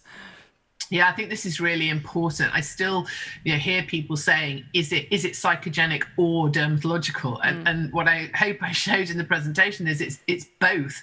And that it's not this clear divide between, it's psychogenic, therefore we can dismiss dermatology. But no, it's a dermatological case, but has emotional components to it. So what we want to be doing is not looking at this as an either or situation, and certainly in the past that has been the case. We talked a lot about psychogenic alopecia, 40 years ago, and we've kind of got a little bit of that still left, that people do still think in that way. But rather than that, think of, yes, it's a dermatological case, and those three components, the physical, the emotional, and the cognitive, are equally important. So the investigation of the physical component is just as important as the emotional, but equally the emotional is just important as the physical. So we tend to be a bit biased towards the physical in the veterinary world. So it's just learning to look at them as equal components, really. Yeah, and I don't think that's only at the medical world. Medics as well, yeah. Yes, exactly. But there was another thing you mentioned, that you talked about taking a comprehensive behavioral history in these cases. What does that involve? And can you just explain that a little bit further? Yeah, because taking a history behaviourally is different from taking a physical history. And so we're all very well trained at vet school to take physical histories. So I think when you're thinking about looking at the behavioural side of it, you want to first of all decide, if I got somebody actually in my staff, and that may be a veterinary nurse, because they can be excellent at taking histories. They're very, very good and methodical and patient and able to take histories very well. So it may be that we want to utilise our nursing or our technician staff, depending on what you call them in your part of the world. But these vital members of the veterinary team can be really helpful in the taking of a behavioural history. It can take a bit longer. It's important to take it chronologically, so to take the history over time, because things change over time. But of course, if you don't have someone within your practice who can really take that history, then you want to refer out for the emotional assessment, preferably to a veterinary behavioural specialist if you have one available to you. It's a discipline that's relatively new. There are less specialists in this field than in many of the others, sadly, at the moment, but that's getting better. But yeah, so it's either doing that in-house or doing it on referral, but it's giving time to it, not trying to just do it alongside your physical history, but setting time aside to ask those extra questions about the dog's emotional health. Thank you. Now, I was thinking we asked our viewers earlier in terms of, let's see if we can get that poll up that we asked earlier. No, not that one. Exactly. How do you find handling dogs with dermatology problems at your clinic? And here we have 57% saying a bit tricky, 17% saying difficult. Are you surprised with these answers, Sarah? No, not at all. I'm glad to see that 0% say really difficult, so that's good. Yeah. And that some are saying that it's easy or very easy, but I'm not at all surprised that it's difficult, because you have an animal who is potentially in discomfort, not necessarily pain as some people would think of it, but in a discomfort, and then emotionally challenged about being in a veterinary practice, and put those two things together, then handling can be a challenge. We have a question here from the audience too. How do we explain habituation to pet owners? Well, habituation is just the getting used to something, and actually habituation, as I did mention in the presentation, is about just neutralizing your response. So that's not actually what we're trying to do here. It's a word that we use a little bit inappropriately sometimes. What we want to do is create a positive association. So I think I would talk about it in those terms with a caregiver, that what we want to do is create a positive anticipation that your dog actually is going to see what we're going to do as leading to something positive, that it's going to actually want this to happen because something good will happen as a result of it. So it's more learning a positive association, which is really what non-social environmental learning is about, creating that positive bias of your emotions when you're in a certain context, in this case, the veterinary practice. Now, I like the example you showed us how to work with the dog towards the end of your presentation. There's a question here: what if the patient is very aggressive? I mean, how do you need to think in those circumstances? Yeah, if the patient is using repulsion or is confrontational because it's frustrated, that's not the time to be introducing your handling technique. You want to be using chemical restraint at that point to get your job done, to get the medication administered, to get the animal treated. And then once the condition is under control, then you can start to think about introducing the handling techniques for future episodes. So it depends what you're dealing with. If you're dealing with a sore ear, then certainly, at the point where it's using confrontational interaction as a way of dealing with it, that is not the time to introduce it and try and persuade it that handling of ears is good, because you can't, because the protective bias at that point is too high, and you'll end up sensitizing, as I talked about. You'll end up creating a negative anticipation. So that's the time for chemical restraint. That's the time for good selection of medication in order to get the job done. But it can be very tempting once that ear problem is under control, and once the ear is no longer sore, everybody forgets that it was difficult to administer the medication when it had a sore ear. People forget to do the treatment, to do the changing of emotional response when the animal is okay, because when they're okay, you're not thinking about sore ears. It's only when they're sore again, you go, this was bad last time, and away we go again. So don't forget about it. Once this ear condition is under control, we've used chemical restraint, we've sorted out this problem, don't forget about it, because that's the time to be doing the actual changing of their emotional anticipation. Now, one thing I think you addressed it a lot in your presentation, but I'll ask it. I have a question here. If emotional factors are identified, how is it best to address these? Okay, so that's really getting into finding someone to help you with behavioural treatment, unless you've got somebody in your practice who can do behavioural treatment. So it's a bit like you've identified the dermatological disease, you then treat that disease. It depends if it's a disease, so is the emotion abnormal, or was that emotion actually just perfectly justified because that ear was very sore, and therefore that behavioural response should have been protective, and therefore it's about understanding, has this animal got an emotional disorder?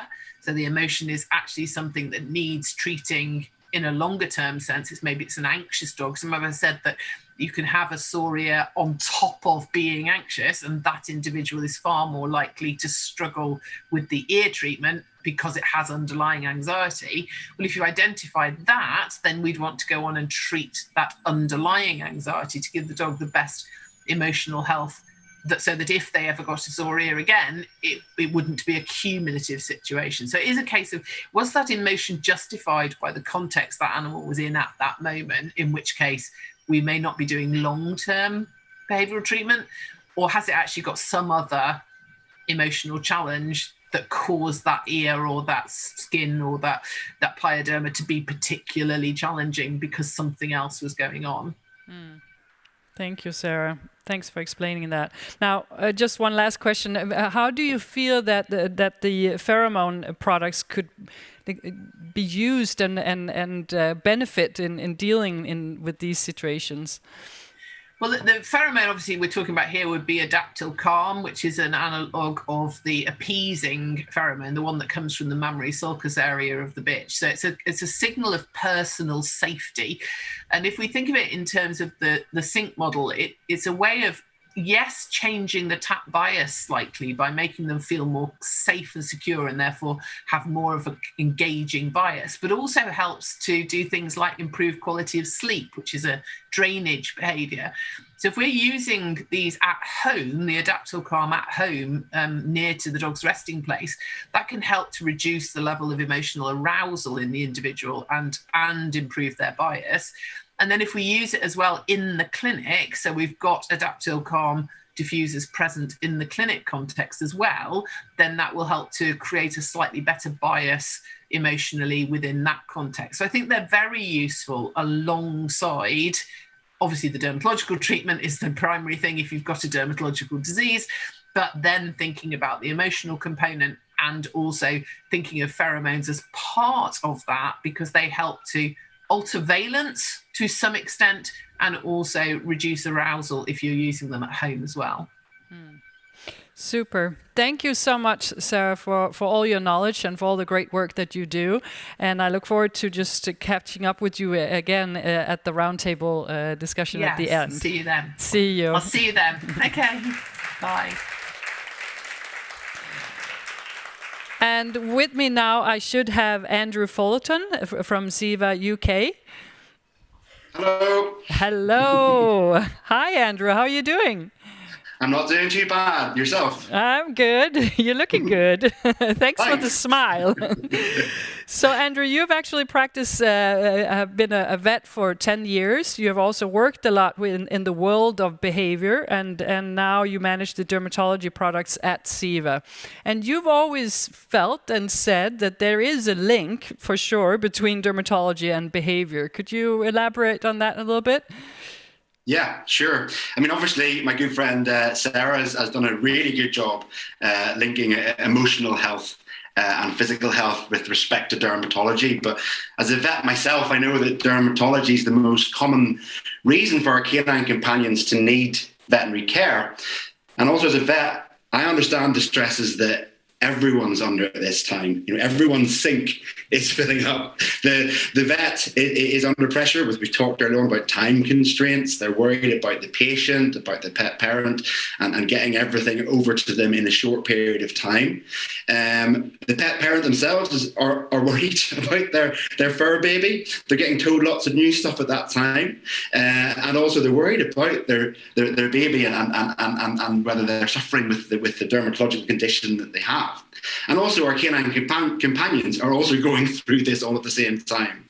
So from a behavior side, there's so many things involved with the process of helping our dog's skin that I really feel that Ceva and Adaptil can help with it, that obviously Sarah's already mentioned.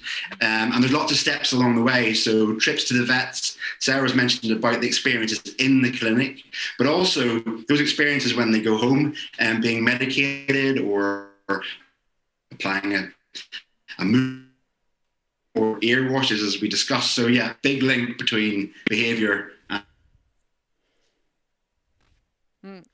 We have a little bit of a bad connection, but I hope that we can continue to hear you. Or did we lose it? He's with us. Okay. Are we back again? Did we have a technical glitch? It's good, Andrew. Thanks for staying with me. Good. So so then I'm thinking, in what way can then Ceva and Adaptil help us adapt to this, all of this? Yeah, sure. Well, at Ceva, we've got over 20 years of experience in the world of behavior and pheromone support. And Adaptil and Ceva can really help support our dogs during this time. If we look at today, and as an example, really of how Ceva is helping to support our vets and nurses to manage skin cases and their challenges in a more holistic sense. Obviously, we haven't had time to talk a lot about the clinical side as much, but we've got lots of webinars, and if you speak to your local representatives, they will be able to provide you with them. But we've covered communication and we've covered behavior. And I really feel that after today, our delegates, they're here in the studio, maybe even watching on a recording, and will feel way more confident with the dermatology case from every aspect. We also learned earlier about millennials, and they really want to be that #1 pet parent. And for me, Adaptil, the dog appeasing pheromone, provides that right support for them and their pets during these difficult times. The Adaptil portfolio also is something for every step of the way. So we've got Adaptil Transport for the trips to the vet. We've got Adaptil Cam Diffuser for use in clinic, and also afterwards to help create that positive environment where they can learn about these new experiences. For example, maybe applying an ear wash that Sarah's covered towards the end of her talk. It's also important to note the scientific backing that Adaptil has. Every time we make a claim or an indication, it's supported by at least one peer-reviewed scientific paper. And that's really important to know that the products that you're recommending actually have backing and are going to be really high quality and do what they say on the tin, as we say in the UK. And finally, just to point out how Ceva is helping reach the pet owner, the pet parent directly where they are, which is online. We are obviously providing videos with online content. We've got a community with a blog, and also we provide social media toolkits to our practices, which are really useful to help with all the advice that Dr. Natalie Marks gave us earlier on. So essentially we're connecting to the future, animal welfare, the millennials, and how Ceva are adapting, helping our vets and nurses adapt to provide good skin care with behavior in mind. True. Good. And I was just curious because I noticed that in our communication when we talk about Adaptil, we use better together a lot. How would you sort of connect that with the theme of today and everything that we're talking about? Yeah, well, for me, the human-animal bond is strong, and it's getting stronger by the day. And we're all together on the journey of a dermatology case. And Ceva are obviously with you 100%. And I think today shows that. It's a team job to help a dermatology case. And if we follow today's learnings and advice from our specialists, I really feel like we're going to have very happy pet parents. And as a vet, I know that happy pet parents and happy pets equals happy vets, which is also really important. So we are all better together. That is so true. And I thought you said dermatology kiss. So I was like, oh, that's charming. Dermatology kisses. Yes, good. All right. Well, thank you so much, Andrew. And thanks for sharing all your knowledge. Take care. No problem. And with that, we're going to take a short break and we'll be back at 4:05.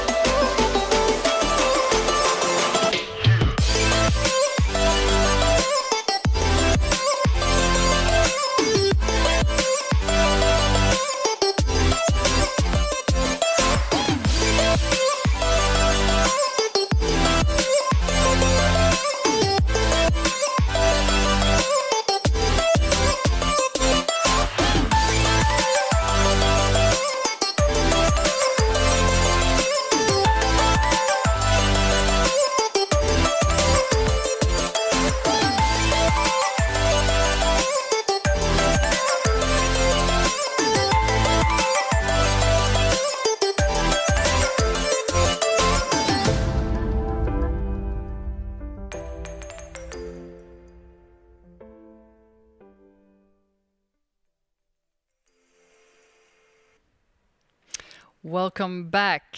Now, throughout the afternoon, I feel that we have touched upon the exciting opportunities, but also the challenge there is to really take good care of the pet, take good skin care of the pet, while keeping the pet owners happy and loyal. And what we would like to explore now is, could we approach this and perhaps achieve better results if we worked in strong, sustainable derma teams? And with us now, we actually have such a team from the dermatology clinic Evidensia Södra Sjukhuset. I believe we have there's a nice picture of that. There you go. And they are actually, you can see there in the picture as well that they're located in Stockholm, here in Sweden. And they have a fantastic team of 3 diplomats that you can see in the top row there. And they also have 2 residents and 1 specialist in dermatology, cats and dogs. And then they also have an amazing team of nurses. And with us now, we should have Kerstin Bergvall, who is a vet and diplomat of European College of Veterinary Dermatology. She's also the head of dermatology team at Evidensia Södra Djursjukhuset. We also have with us Cecilia Friberg, who is a vet and diplomat, and Elisabeth Nilsson, dermatology nurse and team leader. Hello, everybody at Evidensia. Hello. Hi. Hi. Can you hear us properly? We can hear you and we can see you and you look amazing. So good to see you. That's so nice. That's so cute how you're so close to each other there. So good to have you with us. And I'm going to hand it over to you because you're going to share with us some of the experiences and some of the great benefits that you feel working in the derma teams like you do at your clinic. Thank you. Thank you very much for that really nice introduction. So now when we're going to talk about the dermatology team, what we think is really important can essentially actually be described in 4 words. And these are team, education, support, and sustainability. So if we start with the first word, we're going to talk a little bit of what these words means to us. And if we start with the first word, to me, what does team really mean? It means that each of us in the team has a loyalty to the team. So we work together and we help each other, and that all of us actually have an honest interest to function as a team. Within the team, but also together with the client, the owners, to make the best possible for the patient. Yeah, I think it means everything to working in a team. We can help more clients with our pets and be the team, just what Kerstin told you, about the vet, owner and nurse, be the team together around the pet, so the pet doesn't know it has allergy or other skin disease. And it's lots of fun to work in a team. Okay, if we then go further to the second word, education, I think that continuing education is a strong fundament with a high priority, but not only for the veterinarians, but also for the nurses of the team. So we participate in dermatology meetings and congresses, and then when we come back, we discuss together what we have been able to bring back for the team. And we also have something that we call dermatology rounds. Those are scheduled, so we have them once weekly. And during these dermatology rounds, we read scientific papers and discuss the content. But we also discuss cases, either very interesting cases or difficult cases, or cases that we just need to discuss. And on these dermatology rounds, we participate, all of us in the team, veterinarians and nurses alike, because we think that educated nurses are fantastic resources in client communication. And from my perspective, one of the important things with education is that the dermatologists who are working here, we all come from different parts of the world. So our backgrounds are also very different, including our education, our dermatology residencies, our continuing education. It's varied. So my own training is in the United States, and then we have Kerstin's training, which is in Sweden with extensive collaborative work throughout Europe and the United States. And then we have Alison Wilson, who has done her training and practice in the United Kingdom. And then we have our dermatology residents. Lena is from Sweden, and then we have Victoria from Lithuania. And they're currently training and always bringing in new ideas and questions to the group. So all these perspectives and experiences are very broad-based that we can assemble in a very unique way. Okay, let's continue with the next word. Did you have anything on education? Yes, you have. Sorry. Yes, it's important to have a learning and a developing attitude in the team, and special time for nurses to teach other new nurses how they can develop in dermatology at their own speed. We also have checklists for health. So we know that everyone have had the information and can do each detail and moment the way we do, and also have possibility to grow with the task. Okay, so now let's move on to the next word, which is support. So what does that mean to us? Well, to support each other in the team in all ways, with a gentle attitude and without hierarchy. And to support the clients, we have also an own separate telephone line into the dermatology service so that the owners can reach us during the hours that we work. If they prefer to call us during the night hours, around midnight, for example, they can, because we have an answering machine also, and then we listen to that message in the morning and we can contact the owner. We think that personal communication is really rewarding and much better than just having an email contact with the owners, because the emails tend to go back and forth and you can't hear if they really appreciate what you say, if they understand you. You have to listen to the tune of the owners. But support also means support of the team. On our dermatology rounds that we talked about before, that we actually have scheduled once weekly, we also bring up and discuss what can be changed or improved in the way we work. And here it's really important to listen to the nurses, because nurses see things that we veterinarians don't. Yeah. So from my perspective as a relative newcomer to Sweden, support also extends into the Swedish culture and the policies. And from country to country and also from group to group, there's going to be different cultures that are going to be encountered. And I think it's important to know that in Sweden, a 40-hour work week is going to pay a living wage for everyone. And everyone receives 5 weeks of annual paid vacation. So this allows the doctors, nurses, and all of the staff to recuperate, to recharge, and then put forth their absolute best efforts. And when they are at work, healthcare is something that is available to everyone, not tied to your job. And both mothers and fathers are also entitled to generous parental leave. Now, from the perspective of the pet owners, many, if not most pet owners, have insurance for their pets. And this helps immensely for us when we're then able to provide the high quality service to the patients that come and see us. And support in the team group is also, it's important to have trust and confidence that we have the same goal, provide good quality of work, commitment, well-being, and taking care of each other, and an great openness.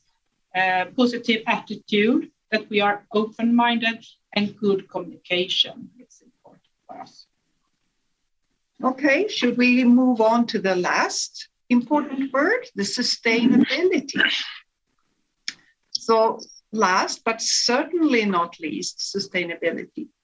What do we mean here? How can we make good people stay on the team? And how can we make people continue to have the energy to do a good job? Here we think that the team spirit and inter-member support is very important. And we also think that for each of the members in the group, it is important to know and to have the feeling that the team is actually interested in what I, as a member of the team, need, see, and think. And of course, everyone wants to develop. So again, continuing education is important. And maybe also having some study projects going on makes work a lot more interesting. And another thing when it comes to sustainability of the group is to allocate enough time for each patient.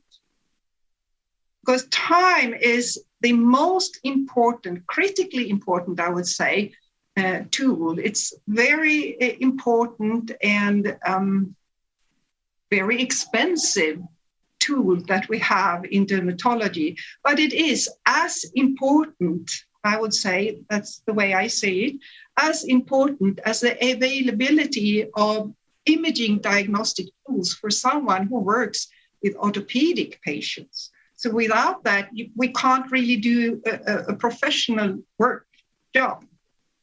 And my perspective, we're all different in what our needs are, and those all have to be taken into account. And we're all human. We have our ups and our downs, our struggles and our successes. And we as a team work very hard at helping each other out when somebody needs it. So the other part of sustainability that I see is that as a group, we all, the doctors and nurses, when these personal needs occur, we cover each other's the time that somebody may need to be out of the clinic, or somebody needs an extra hand or needs a few days off. That happens very easily, and everybody helps each other out. And I very much appreciate that. Yeah, and I can describe how we work here. We have several referrals from other vets and lots of calls from owners.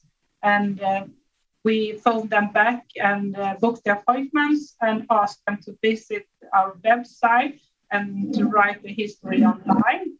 And it will be incorporated in the record. And we also order records from other vets.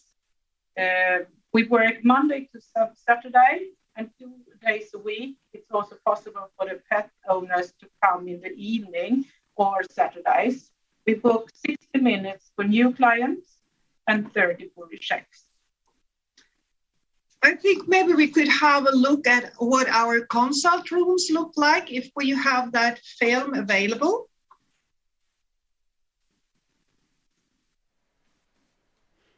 It's coming up here. Super. Here you see Cecilia Freeberg opening one of our consult rooms, and let's go in here. And if we stop here by the whiteboard, because the whiteboard, if you stop the film by the whiteboard, the whiteboard is a very important tool for us. Here we describe what we think and we draw pictures to explain to the owners. And it's really not rare that the owners want to take a photo from that whiteboard. So, because when we work with the clients, we don't know what learning profile they have. Is it by listening or by looking or whatever? So that whiteboard is really important. Then if we continue to look in the room, you also saw a ventilation hood. And at that ventilation hood, we can stain. If you move on a little bit here, that's where it is. Stop. We stain our cytology slides in the room, so we don't have to leave the room to continue to do our work. And if you continue the film, start it again, and let's move around in the room a little bit more. You get to the next, you can go closer a little bit more, because what we have there, stop. That's the video otoscope, so we can show to the owners what the animals look like in the ears. And then if you continue the film, you can also see that we have the microscope in the room. And we have actually here, you can stop there. We have the microscope connected to a big screen, so we can show to the owner what we look at under the microscope. And that gives us a better ear from the client when we explain what they need to do. And we also have the possibility to look at slides together and discuss what we see. So that's the room. And the other advantage that we have also, the nurses will come into the exam rooms with us, and they will assist us throughout the examinations by staining the slides, providing various equipment that we need to make the appointments run smoothly. We're also looking at samples, or afterwards, the nurses can then talk to the clients and go over more detailed procedures and recommendations that need to be done. For example, the food elimination diets can be very complicated, and the nurses are very well trained, so they can go through with the client and troubleshoot the various questions and maybe pet-specific, owner-specific issues that they may have. And then when we're finished, we write down all of the discharge instructions, and the nurses will review those with the pet owners to make sure that they don't have any questions and that everything has been answered. And I can explain it about how we nurses work. Apart from what's already been described, we arrange the payment field, and the nurse also have separate list of nurse appointments, and we give cyclopoint injections. We perform prescriptive therapeutical laser treatments. We teach owners how to give different type of immunotherapy. We order immunotherapy, and we prepare intradermal tests. And of course, we have lots of phone calls with owners and other clients for support, booking time, booking appointment time. And also, if we are too busy, we rely on this answer machine.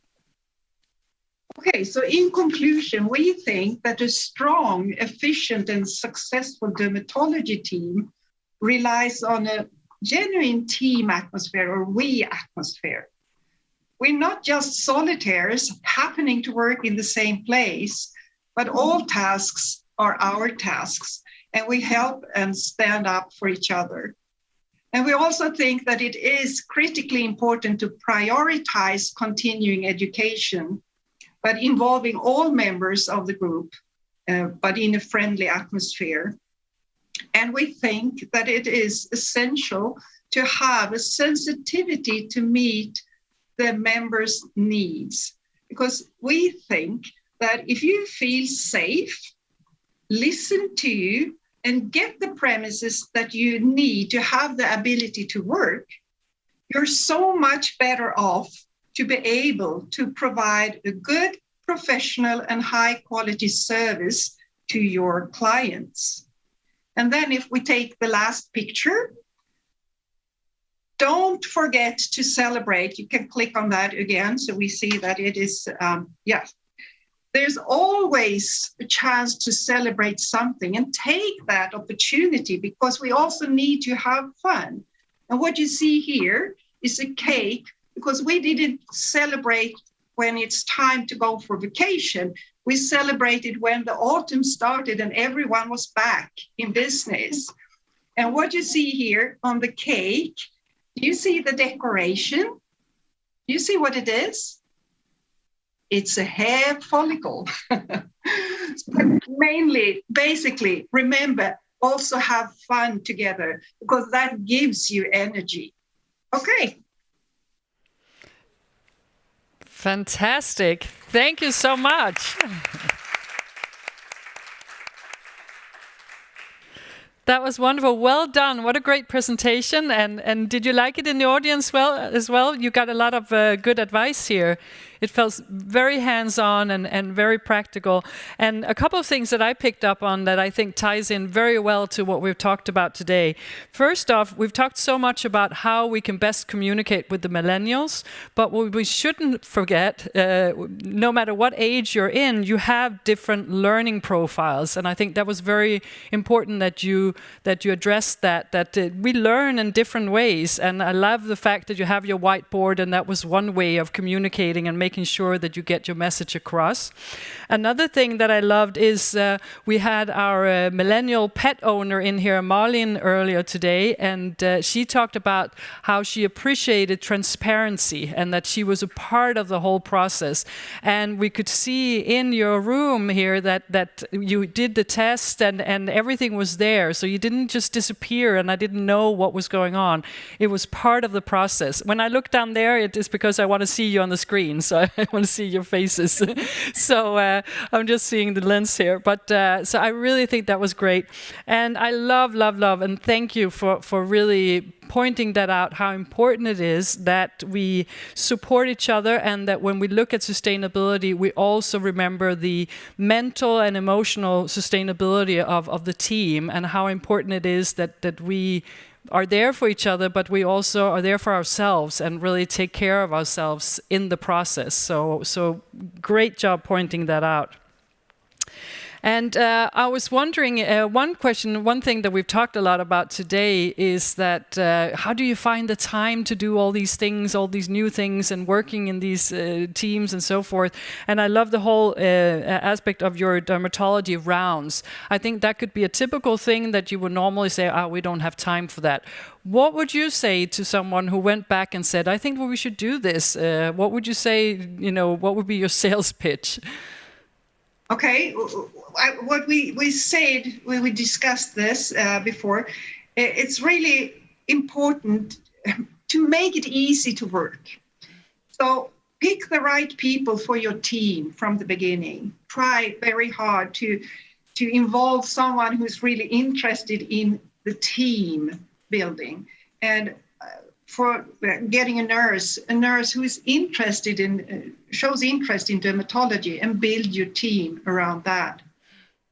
Another thing, have your microscope in the consulting room if you have a possibility, because it's not only sharing with the owners, but it also saves you time, and that decreases the amount of stress that you have. If you have to leave the room to look at the slides and then realize, oh shit, I'm sorry. Oh, I need to take more samples to examine. Then you have to go back and forth. That it's only giving you a lot of stress. So have your microscope available very close to the room, or preferably in the room. And prioritize continuing education. And we think that already when you start, maybe because it's not that common that dermatology consultations are super acute. So you could decide what days in a week. Maybe you just want to start with 1 day a week devoted to dermatology, because then you can have your dermatology round to discuss. You have all the cases collected in 1 day, so you can have your own nurse and your own veterinarian and so on. Yeah, that's the first things we would like to recommend when you start. Yeah. Perhaps we should take a look at the results from the poll where we asked, what is your current clinic status in the perspective of focusing on dermatology? And on that first question we work more than 3 days per week with derma cases. So 63% said that, and 31% work 1 to 2 days with the derma cases. But then we also asked, what is your current clinic status in the perspective of focusing? Oh, that was that was the same question, or are those two different questions? What is your client? All of us, okay, so the answers at least, all of us work with derma cases, 61%. We have one dedicated person for that, 25%, and we have a dedicated team for that. Okay, so it just shows a little bit how the team has been developed. But back to you, I had a question too about the fact that we've talked a lot about communication throughout the day. What would you say is the culture at your clinic and in how you communicate well with each other? With each other in the group? Yes. I'm thinking that in order for you to have this kind of team spirit, the communication in between the team members must also be very good. I think I can address that. We have an office where we have everyone sitting at the computers. And so we are in the same room when we're not in the exam rooms. So we do talk a lot back and forth and share ideas, share cases, share questions. And it does, you do have to learn how to focus when you're trying to sort out the sort of way when you have to do something. But everybody's really good about, if there's a question, they'll say it and somebody's going to help out. At least someone. Often several different ideas come across to the person asking the question. Then we also start the day with a morning fika. We did fika, coffee to just set the day and divide the tasks and so on. And that gives a good start. And then the dermatology rounds are really sacred time because it's so important so that we can share with each other. But I think maybe one of the most important things is not to have a hierarchy. It's a flat structure and we have an ear to we try to have an ear to each other, all of us. Mm. Wonderful. Thank you so much for sharing that. And also I take with me that when in doubt, always, and I repeat, always listen to the nurses. Am I right about that? Yes. Good. It's essential. Good. Thank you very much.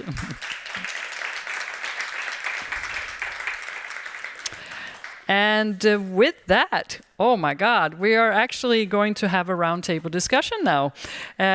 So, because the question is, where do we go from here? We've had so many facts presented to us today. We've had lots of practical advices, and everything is just need to be digested in our head. And the question is, what do we do now? So we have one question for you on Sli.do, and that is, what is the first thing that you're going to change when you're coming back to your vet clinic tomorrow? And we would like to ask all of our speakers what they think that we should do. And therefore, I would like to invite back first Emma, who has been kind enough to be my overqualified volunteer and sidekick in this. So hi, Emma. Hi. Welcome back on stage. Thanks. And with us, we should also have Dr. Natalie Marks and Dr. Sarah Heath and at least some of the team from Evidensia. I believe, Kerstin, you are with us there, or at least, or maybe you're all with us. So let's see if we can get them all in here. I am back from Chicago. We have Chicago in the room. They're good. Hi, Cecilia. Oh, wonderful. It's good that we can sort of provide this place where you can all meet each other. So good to have you back. And I'm just thinking that maybe we should just do a little round where we talk about just a quick reflection on what you've heard today, if you have listened in on some of the areas, and just what you take away with this. And then we'll go to the question, what we think that we should all be doing. So Natalie, any insights that you want to share from today? Well, I think the beauty of this is that we're all still learning, right? We're all working together to really improve our craft and improve our teams. And I think that empowering, I loved what the team said just a few minutes ago about empowering your team and creating your team for the team you want.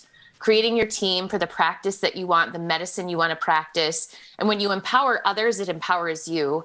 And I personally have a tremendous interest in low stress handling, emotional health of our patients, and certainly what Sarah was talking in the aspect of that. I think it's imperative. Like we've talked a lot about Is it a want? Is it a need or a must? And I think it's absolutely a must that we take care of our patients' physical and emotional health as we treat them. I also like that we have talked about ourselves and our emotional health. And I read somewhere that you have the green belt in karate. Is that true? I do. That is so cool. Unfortunately, I am at the same level as my children still. So I am in a class with a lot of 11-year-olds, but I'm loving it. And it brings up a great point. You know, we as veterinarians and veterinary nurses and professionals, we often spend so much of our life really dedicated to our career. But as we all can probably admit, we don't take enough time to dedicate to ourselves and to our families and to our hobbies and developing ourselves. So that is one place that I definitely try to do that. Yeah, you might want to ask your children if they enjoy having you in their class. Well, they typically win when we spar, so I think they do. That's good. And Emma, you have pointed that out too earlier today, that communication might be a good first step in sort of working with these issues as well. Yeah, I absolutely think so. And I mean, as Natalie and Sarah has been talking about, I mean, the stress we feel over the fact that our animals are stressed, that's stressful for the owner. And of course, that has to be taken care of. And also, as you said, stress within the profession is a big issue right now. So, and I think communication definitely is a part of that. Mm. Natalie, I just wanted to, because we had a very tight session with you, and I want to point out that a lot of people have asked questions about this whole mindset that is needed now in order to make money off the emails and the telecommunication and so forth. What would you say, I mean, how does one approach that to begin with? Well, it's a very big problem in our industry historically, because we are typically very empathetic, compassionate, humble people, and we feel bad for charging for things. I mean, I think we can all admit, and if you're not admitting it, I want to know your secret, because I think we all feel bad at times. However, we need to value ourselves more and value our time and take note from the other medical professions that we associate with in One Health who are doing this. Because if we aren't, we have to think about the other side. And not everyone may have been in practice management, but certainly as a practice owner, it made me hyper aware of the fact that my time and charging for my time is how I generate to be able to have jobs for other people, and how I'm able to purchase a brand new microscope so we can do high-level medicine, and how I can provide insurance for my practice, and how we can do all of the work culture improvements that we want to do to keep our mental health the way we want to be. So I think we need to change our mindset and think about, it's not necessarily, we're not charging for anything that isn't of value. Our time is valuable. And I think more than ever during the pandemic, it's shown that we have run out of time, right? We have too many cases and too many patients who want to be seen. We need to value our time and think of it that way, presenting that to your team, that this is your knowledge that they are paying for. And people pay for their human doctor's knowledge and their dentist's knowledge and their psychiatrist's knowledge, and they will pay for yours. Mm. And I think that ties in well too, if we can get Kerstin in, is that that ties in with the sustainable part of it as well, that in order for it to be sustainable, we need to charge for these things. And I'm thinking, Kerstin and Emma, we heard earlier from a millennial pet owner that, you know, the price was not what was sort of a concern to them. Of course, there's a limit to that as well. But what do you think? I mean, how do we get better at charging and valuing our time? What do you think, Emma? Yeah, it's a tricky question. But yes, as Natalie says, I mean, we need to get the money in to be able to invest in education. And as Kerstin was talking about rounds, I mean, if we want time for that, which makes us better and take care of patients better, we need to also be able to charge that. And I mean, it's tricky. If we could, we would love to do everything for free, right? Because the thing we want is the animals to be happy and healthy? And it's a tricky question. Any thoughts from you, Kerstin, or the team from Evidensia? Yes. Historically, there has been no problem to charge for surgical procedures. And here we're talking about diseases that are usually not curable, but certainly treatable if you can explain well enough. So you really have to get the owner with you, and that takes time and to do proper work. So we have to charge the same way. So it's comparable. So we need to do that. And of course, there are always some owners that have no finances, but that goes for surgery as well. So it, I mean, we have to charge for it. Otherwise, we can't do a proper job. Yeah. Yep. So we take that with us today. Now let's do a round, because we've talked today about that we need to get better at communicating in between us and our customers with the pet. We heard how we can improve that, and in the team as well, and so forth. Let's see what you all think would be some of the suggestions to what we can do when we get back to our clinic tomorrow. And should we start with you, Sarah?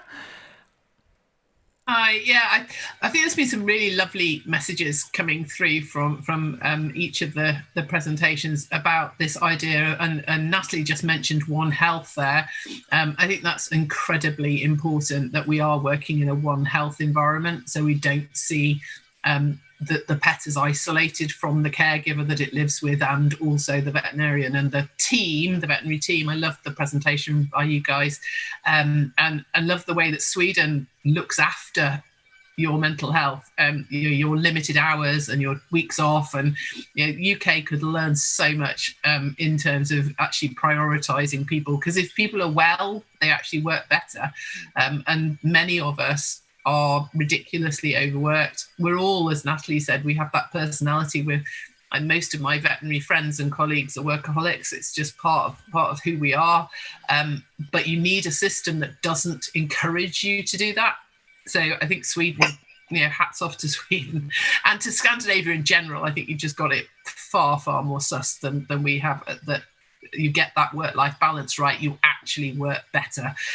We are very much a culture of you stay at work till till it's dark, and you just stay there and stay there and stay there, but actually you're not achieving anything. So yeah, big messages I think are to look after the whole team, the pet, the caregiver, and the veterinary team. I think that's been a massive message from today. Yeah. Well, we stay in the office until it gets dark too in Sweden, but that says more about how dark it is here in Sweden. So, but yes, and maybe let me just, and I'm sorry if I'm like all over the place here, but I'm thinking maybe we should just look at the poll that we also asked the viewers. Because we asked them, what is the first thing that you're going to change when you're coming back to the vet clinic tomorrow? And 60% said, have a closer look at the digital tools we're working with. Something's missing. Yes. And 21% said, build and gather our derma team and brainstorm about the future possibilities. 19% said, allocate the time for planning the new derma journey at our clinic. And none of them said, meet up with some of the millennials. But I think that is included. I take it that it's included. But that's nice. So there's work to be done, but we feel that we have sort of suggested a little bit how we can approach that. Any suggestions from you, from Evidensia, in terms of what you think? How do people get started when they get back to the clinic tomorrow?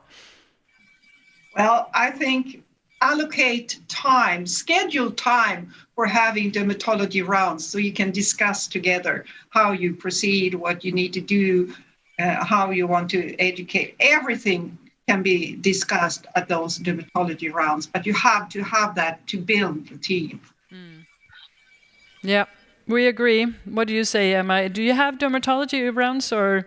Yes, we do. We're a smaller team than Kerstin and Cecilia and the friends over at Evidensia, but we do. I think it's super important, and also to be able to see just as they said, hear from everyone in the team, what can we do? It's as important to get the nurses' view on this, because they see the patients in another way than we do.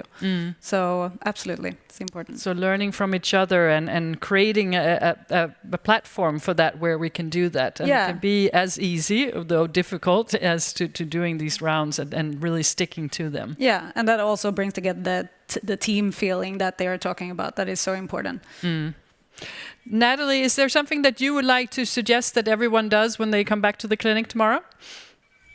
Yeah, I love that so many of my colleagues here are rethinking the importance of digital tools. I'm glad that the strength of my message came through, because I think, unfortunately, today, a lot of the first impression of your practice has nothing to do with you or your team in person, right? Or your the tools in your practice. It's what they see on their mobile device or what they read about digitally, right? And how you first communicate with them. So I would encourage everybody to do one of two things. Either try to be as objective as you can, sometimes hard, but I want you to go online tonight or tomorrow morning and search your practice and see what comes up. And see, when we're talking about all these things that we can present to pet parents and clients, see if they're there and what you like and what you don't like. Are your pictures updated? Do you have library resources? Do you focus and feature your dermatology from your practice? Are you able to communicate easily with your clients? Try to email from your website. Does it go through? Ask for an appointment. How long does it take for your team to reach out? Be your own secret shopper and see what you think. And I think that's a good way to do it. If you can't be objective, because sometimes it's hard because it's your own thing, right? Have friends or family do it for you and ask for their honest opinion, because sometimes what we've been doing when I was building a practice, you get so stuck in your lane that sometimes you just need a fresh look. And this is a wonderful time after we've had so many fantastic thoughts come through today. Really inspiring and encouraging. I don't know if you can tell, I've got some great momentum to redo some things that I've learned today. I think it's a great way to recharge yourself and say, maybe I'm going to set 3 easy goals that I'm going to accomplish before the end of the year based on what we've learned today. That only is going to improve your communications with your pet parents and hopefully soon to be new pet parents that come to your practice. Yep. Well said. And does that feel overwhelming when you hear that, Emma? Or no, it's inspiring. Yeah, good. Yes. That's what we're aiming for. Looking forward to it. That's good. Good. Well, I just want to say hi to someone who's watching out there from Mexico. We have a comment here that yes, the web and during the pandemic, the internet and everything, all the stuff digitally has certainly become more and more important. But the fact is that many countries still have older generations and they still want to see the doctor. And so, yes, it's going to be a challenge to be there for everyone and all generations. And thank you for watching from Mexico as well. Wonderful. Sarah, I was just wondering, is there anything that you want to say specifically when it comes to the behavior and the emotional health aspect of the pet that we should bring with us that you think that they should think of tomorrow? Yeah, I think what's important is to take that few seconds at the beginning of your consult to look at your patient from an emotional perspective. How are they coping with what we're about to do? What is their perspective of what we are doing to them? And the one of the things that I'd said earlier, I think the Evidensia team also sort of highlighted the fact that make your decisions as to what you need to do now, what could potentially be done at a different time if that's better for the pet. I love the thing about putting all your equipment in the same room, because particularly with cats, and maybe we've concentrated a bit on dogs, but with cats, transitioning is really difficult for them. So if they can stay in the same place and you go to them, so they don't have to keep transitioning from room to room and put back in their basket, take out the basket, that's so stressful for them. So just thinking from their perspective can make such a difference. And Natalie was talked about, trying to reduce the level of stress. We cannot and we should not make the world fear-free. That is not what we're trying to do, because fear is a good emotion. It's a useful emotion. It protects you. We need to listen when our pets say they are fearful and try and understand, why are you fearful and what can we do to lessen that fear? Not get rid of it, but understand why it's there, and then work with the pets to make it have as least impact on them as possible. But yeah, we're never going to have a situation where nobody has any fear in the veterinary practice, because they're in pain and they're in discomfort and it's difficult and they're ill. And that doesn't happen in human hospitals. It's how you manage the emotion, not trying to get rid of it. Thank you, Sarah. Emma, is there anything that you want to add or suggest to the audience in terms of what we should get started with? It seems like we have a long to-do list already. Yeah, it is a long list. And just don't feel intimidated or overwhelmed. Pick one of the things to start with. Keep that list and pick one thing to start off with that feels handleable, or what you should say, that, okay, we can work with this. Let's start with the one thing that we know already that we can actually do in the practice. And then you just work your way down the list. And yeah, I'm super excited. I've got so many great tips. So looking forward to going down that list. Yes, wonderful. Okay, well, thank you. I have one last question, because otherwise I know that I'm not going to be able to sleep tonight. Natalie, I need to know, why did they call you a bulldog during college? What was that? Why was that your nickname? Well, in veterinary school, as I'm sure everyone that's listening can remember, you have very, very long days and long nights studying. And so our class decided to form a flag football team. So in the States, actual football, not soccer, where we would play amongst all, like, the dental college and the engineering college, and in this kind of round robin tournament. And you can't unfortunately see this, but I'm very, very short. And the team would give me the ball and they would say, pretend you're a bulldog and just run through everyone. So I would do that. We ended up winning the championship one year, which was phenomenal. Not because of my bulldog skills, but that stuck with me through school. And so sometimes when I'm at a conference, or I was even in Paris at a conference, and I had a colleague who was there and yelled across the room, bulldog, I always know it's me. That's wonderful. Thanks for answering that. I did the research, but I couldn't find an answer why they called you that. So I was like, I'm going to think about this tonight. Good. Well, we all have our stories, don't we? Yes, we do. You more than anyone. No, I'm kidding. Good. Well, thank you to Natalie. Thank you to Sarah. Thank you to everyone at Evidensia. And thank you to you, Emma, for being with us today and for sharing all that knowledge. We really appreciate that.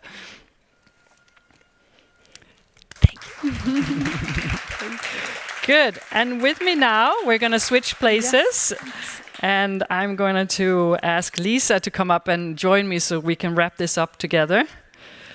Whew, Lisa, you take over for now.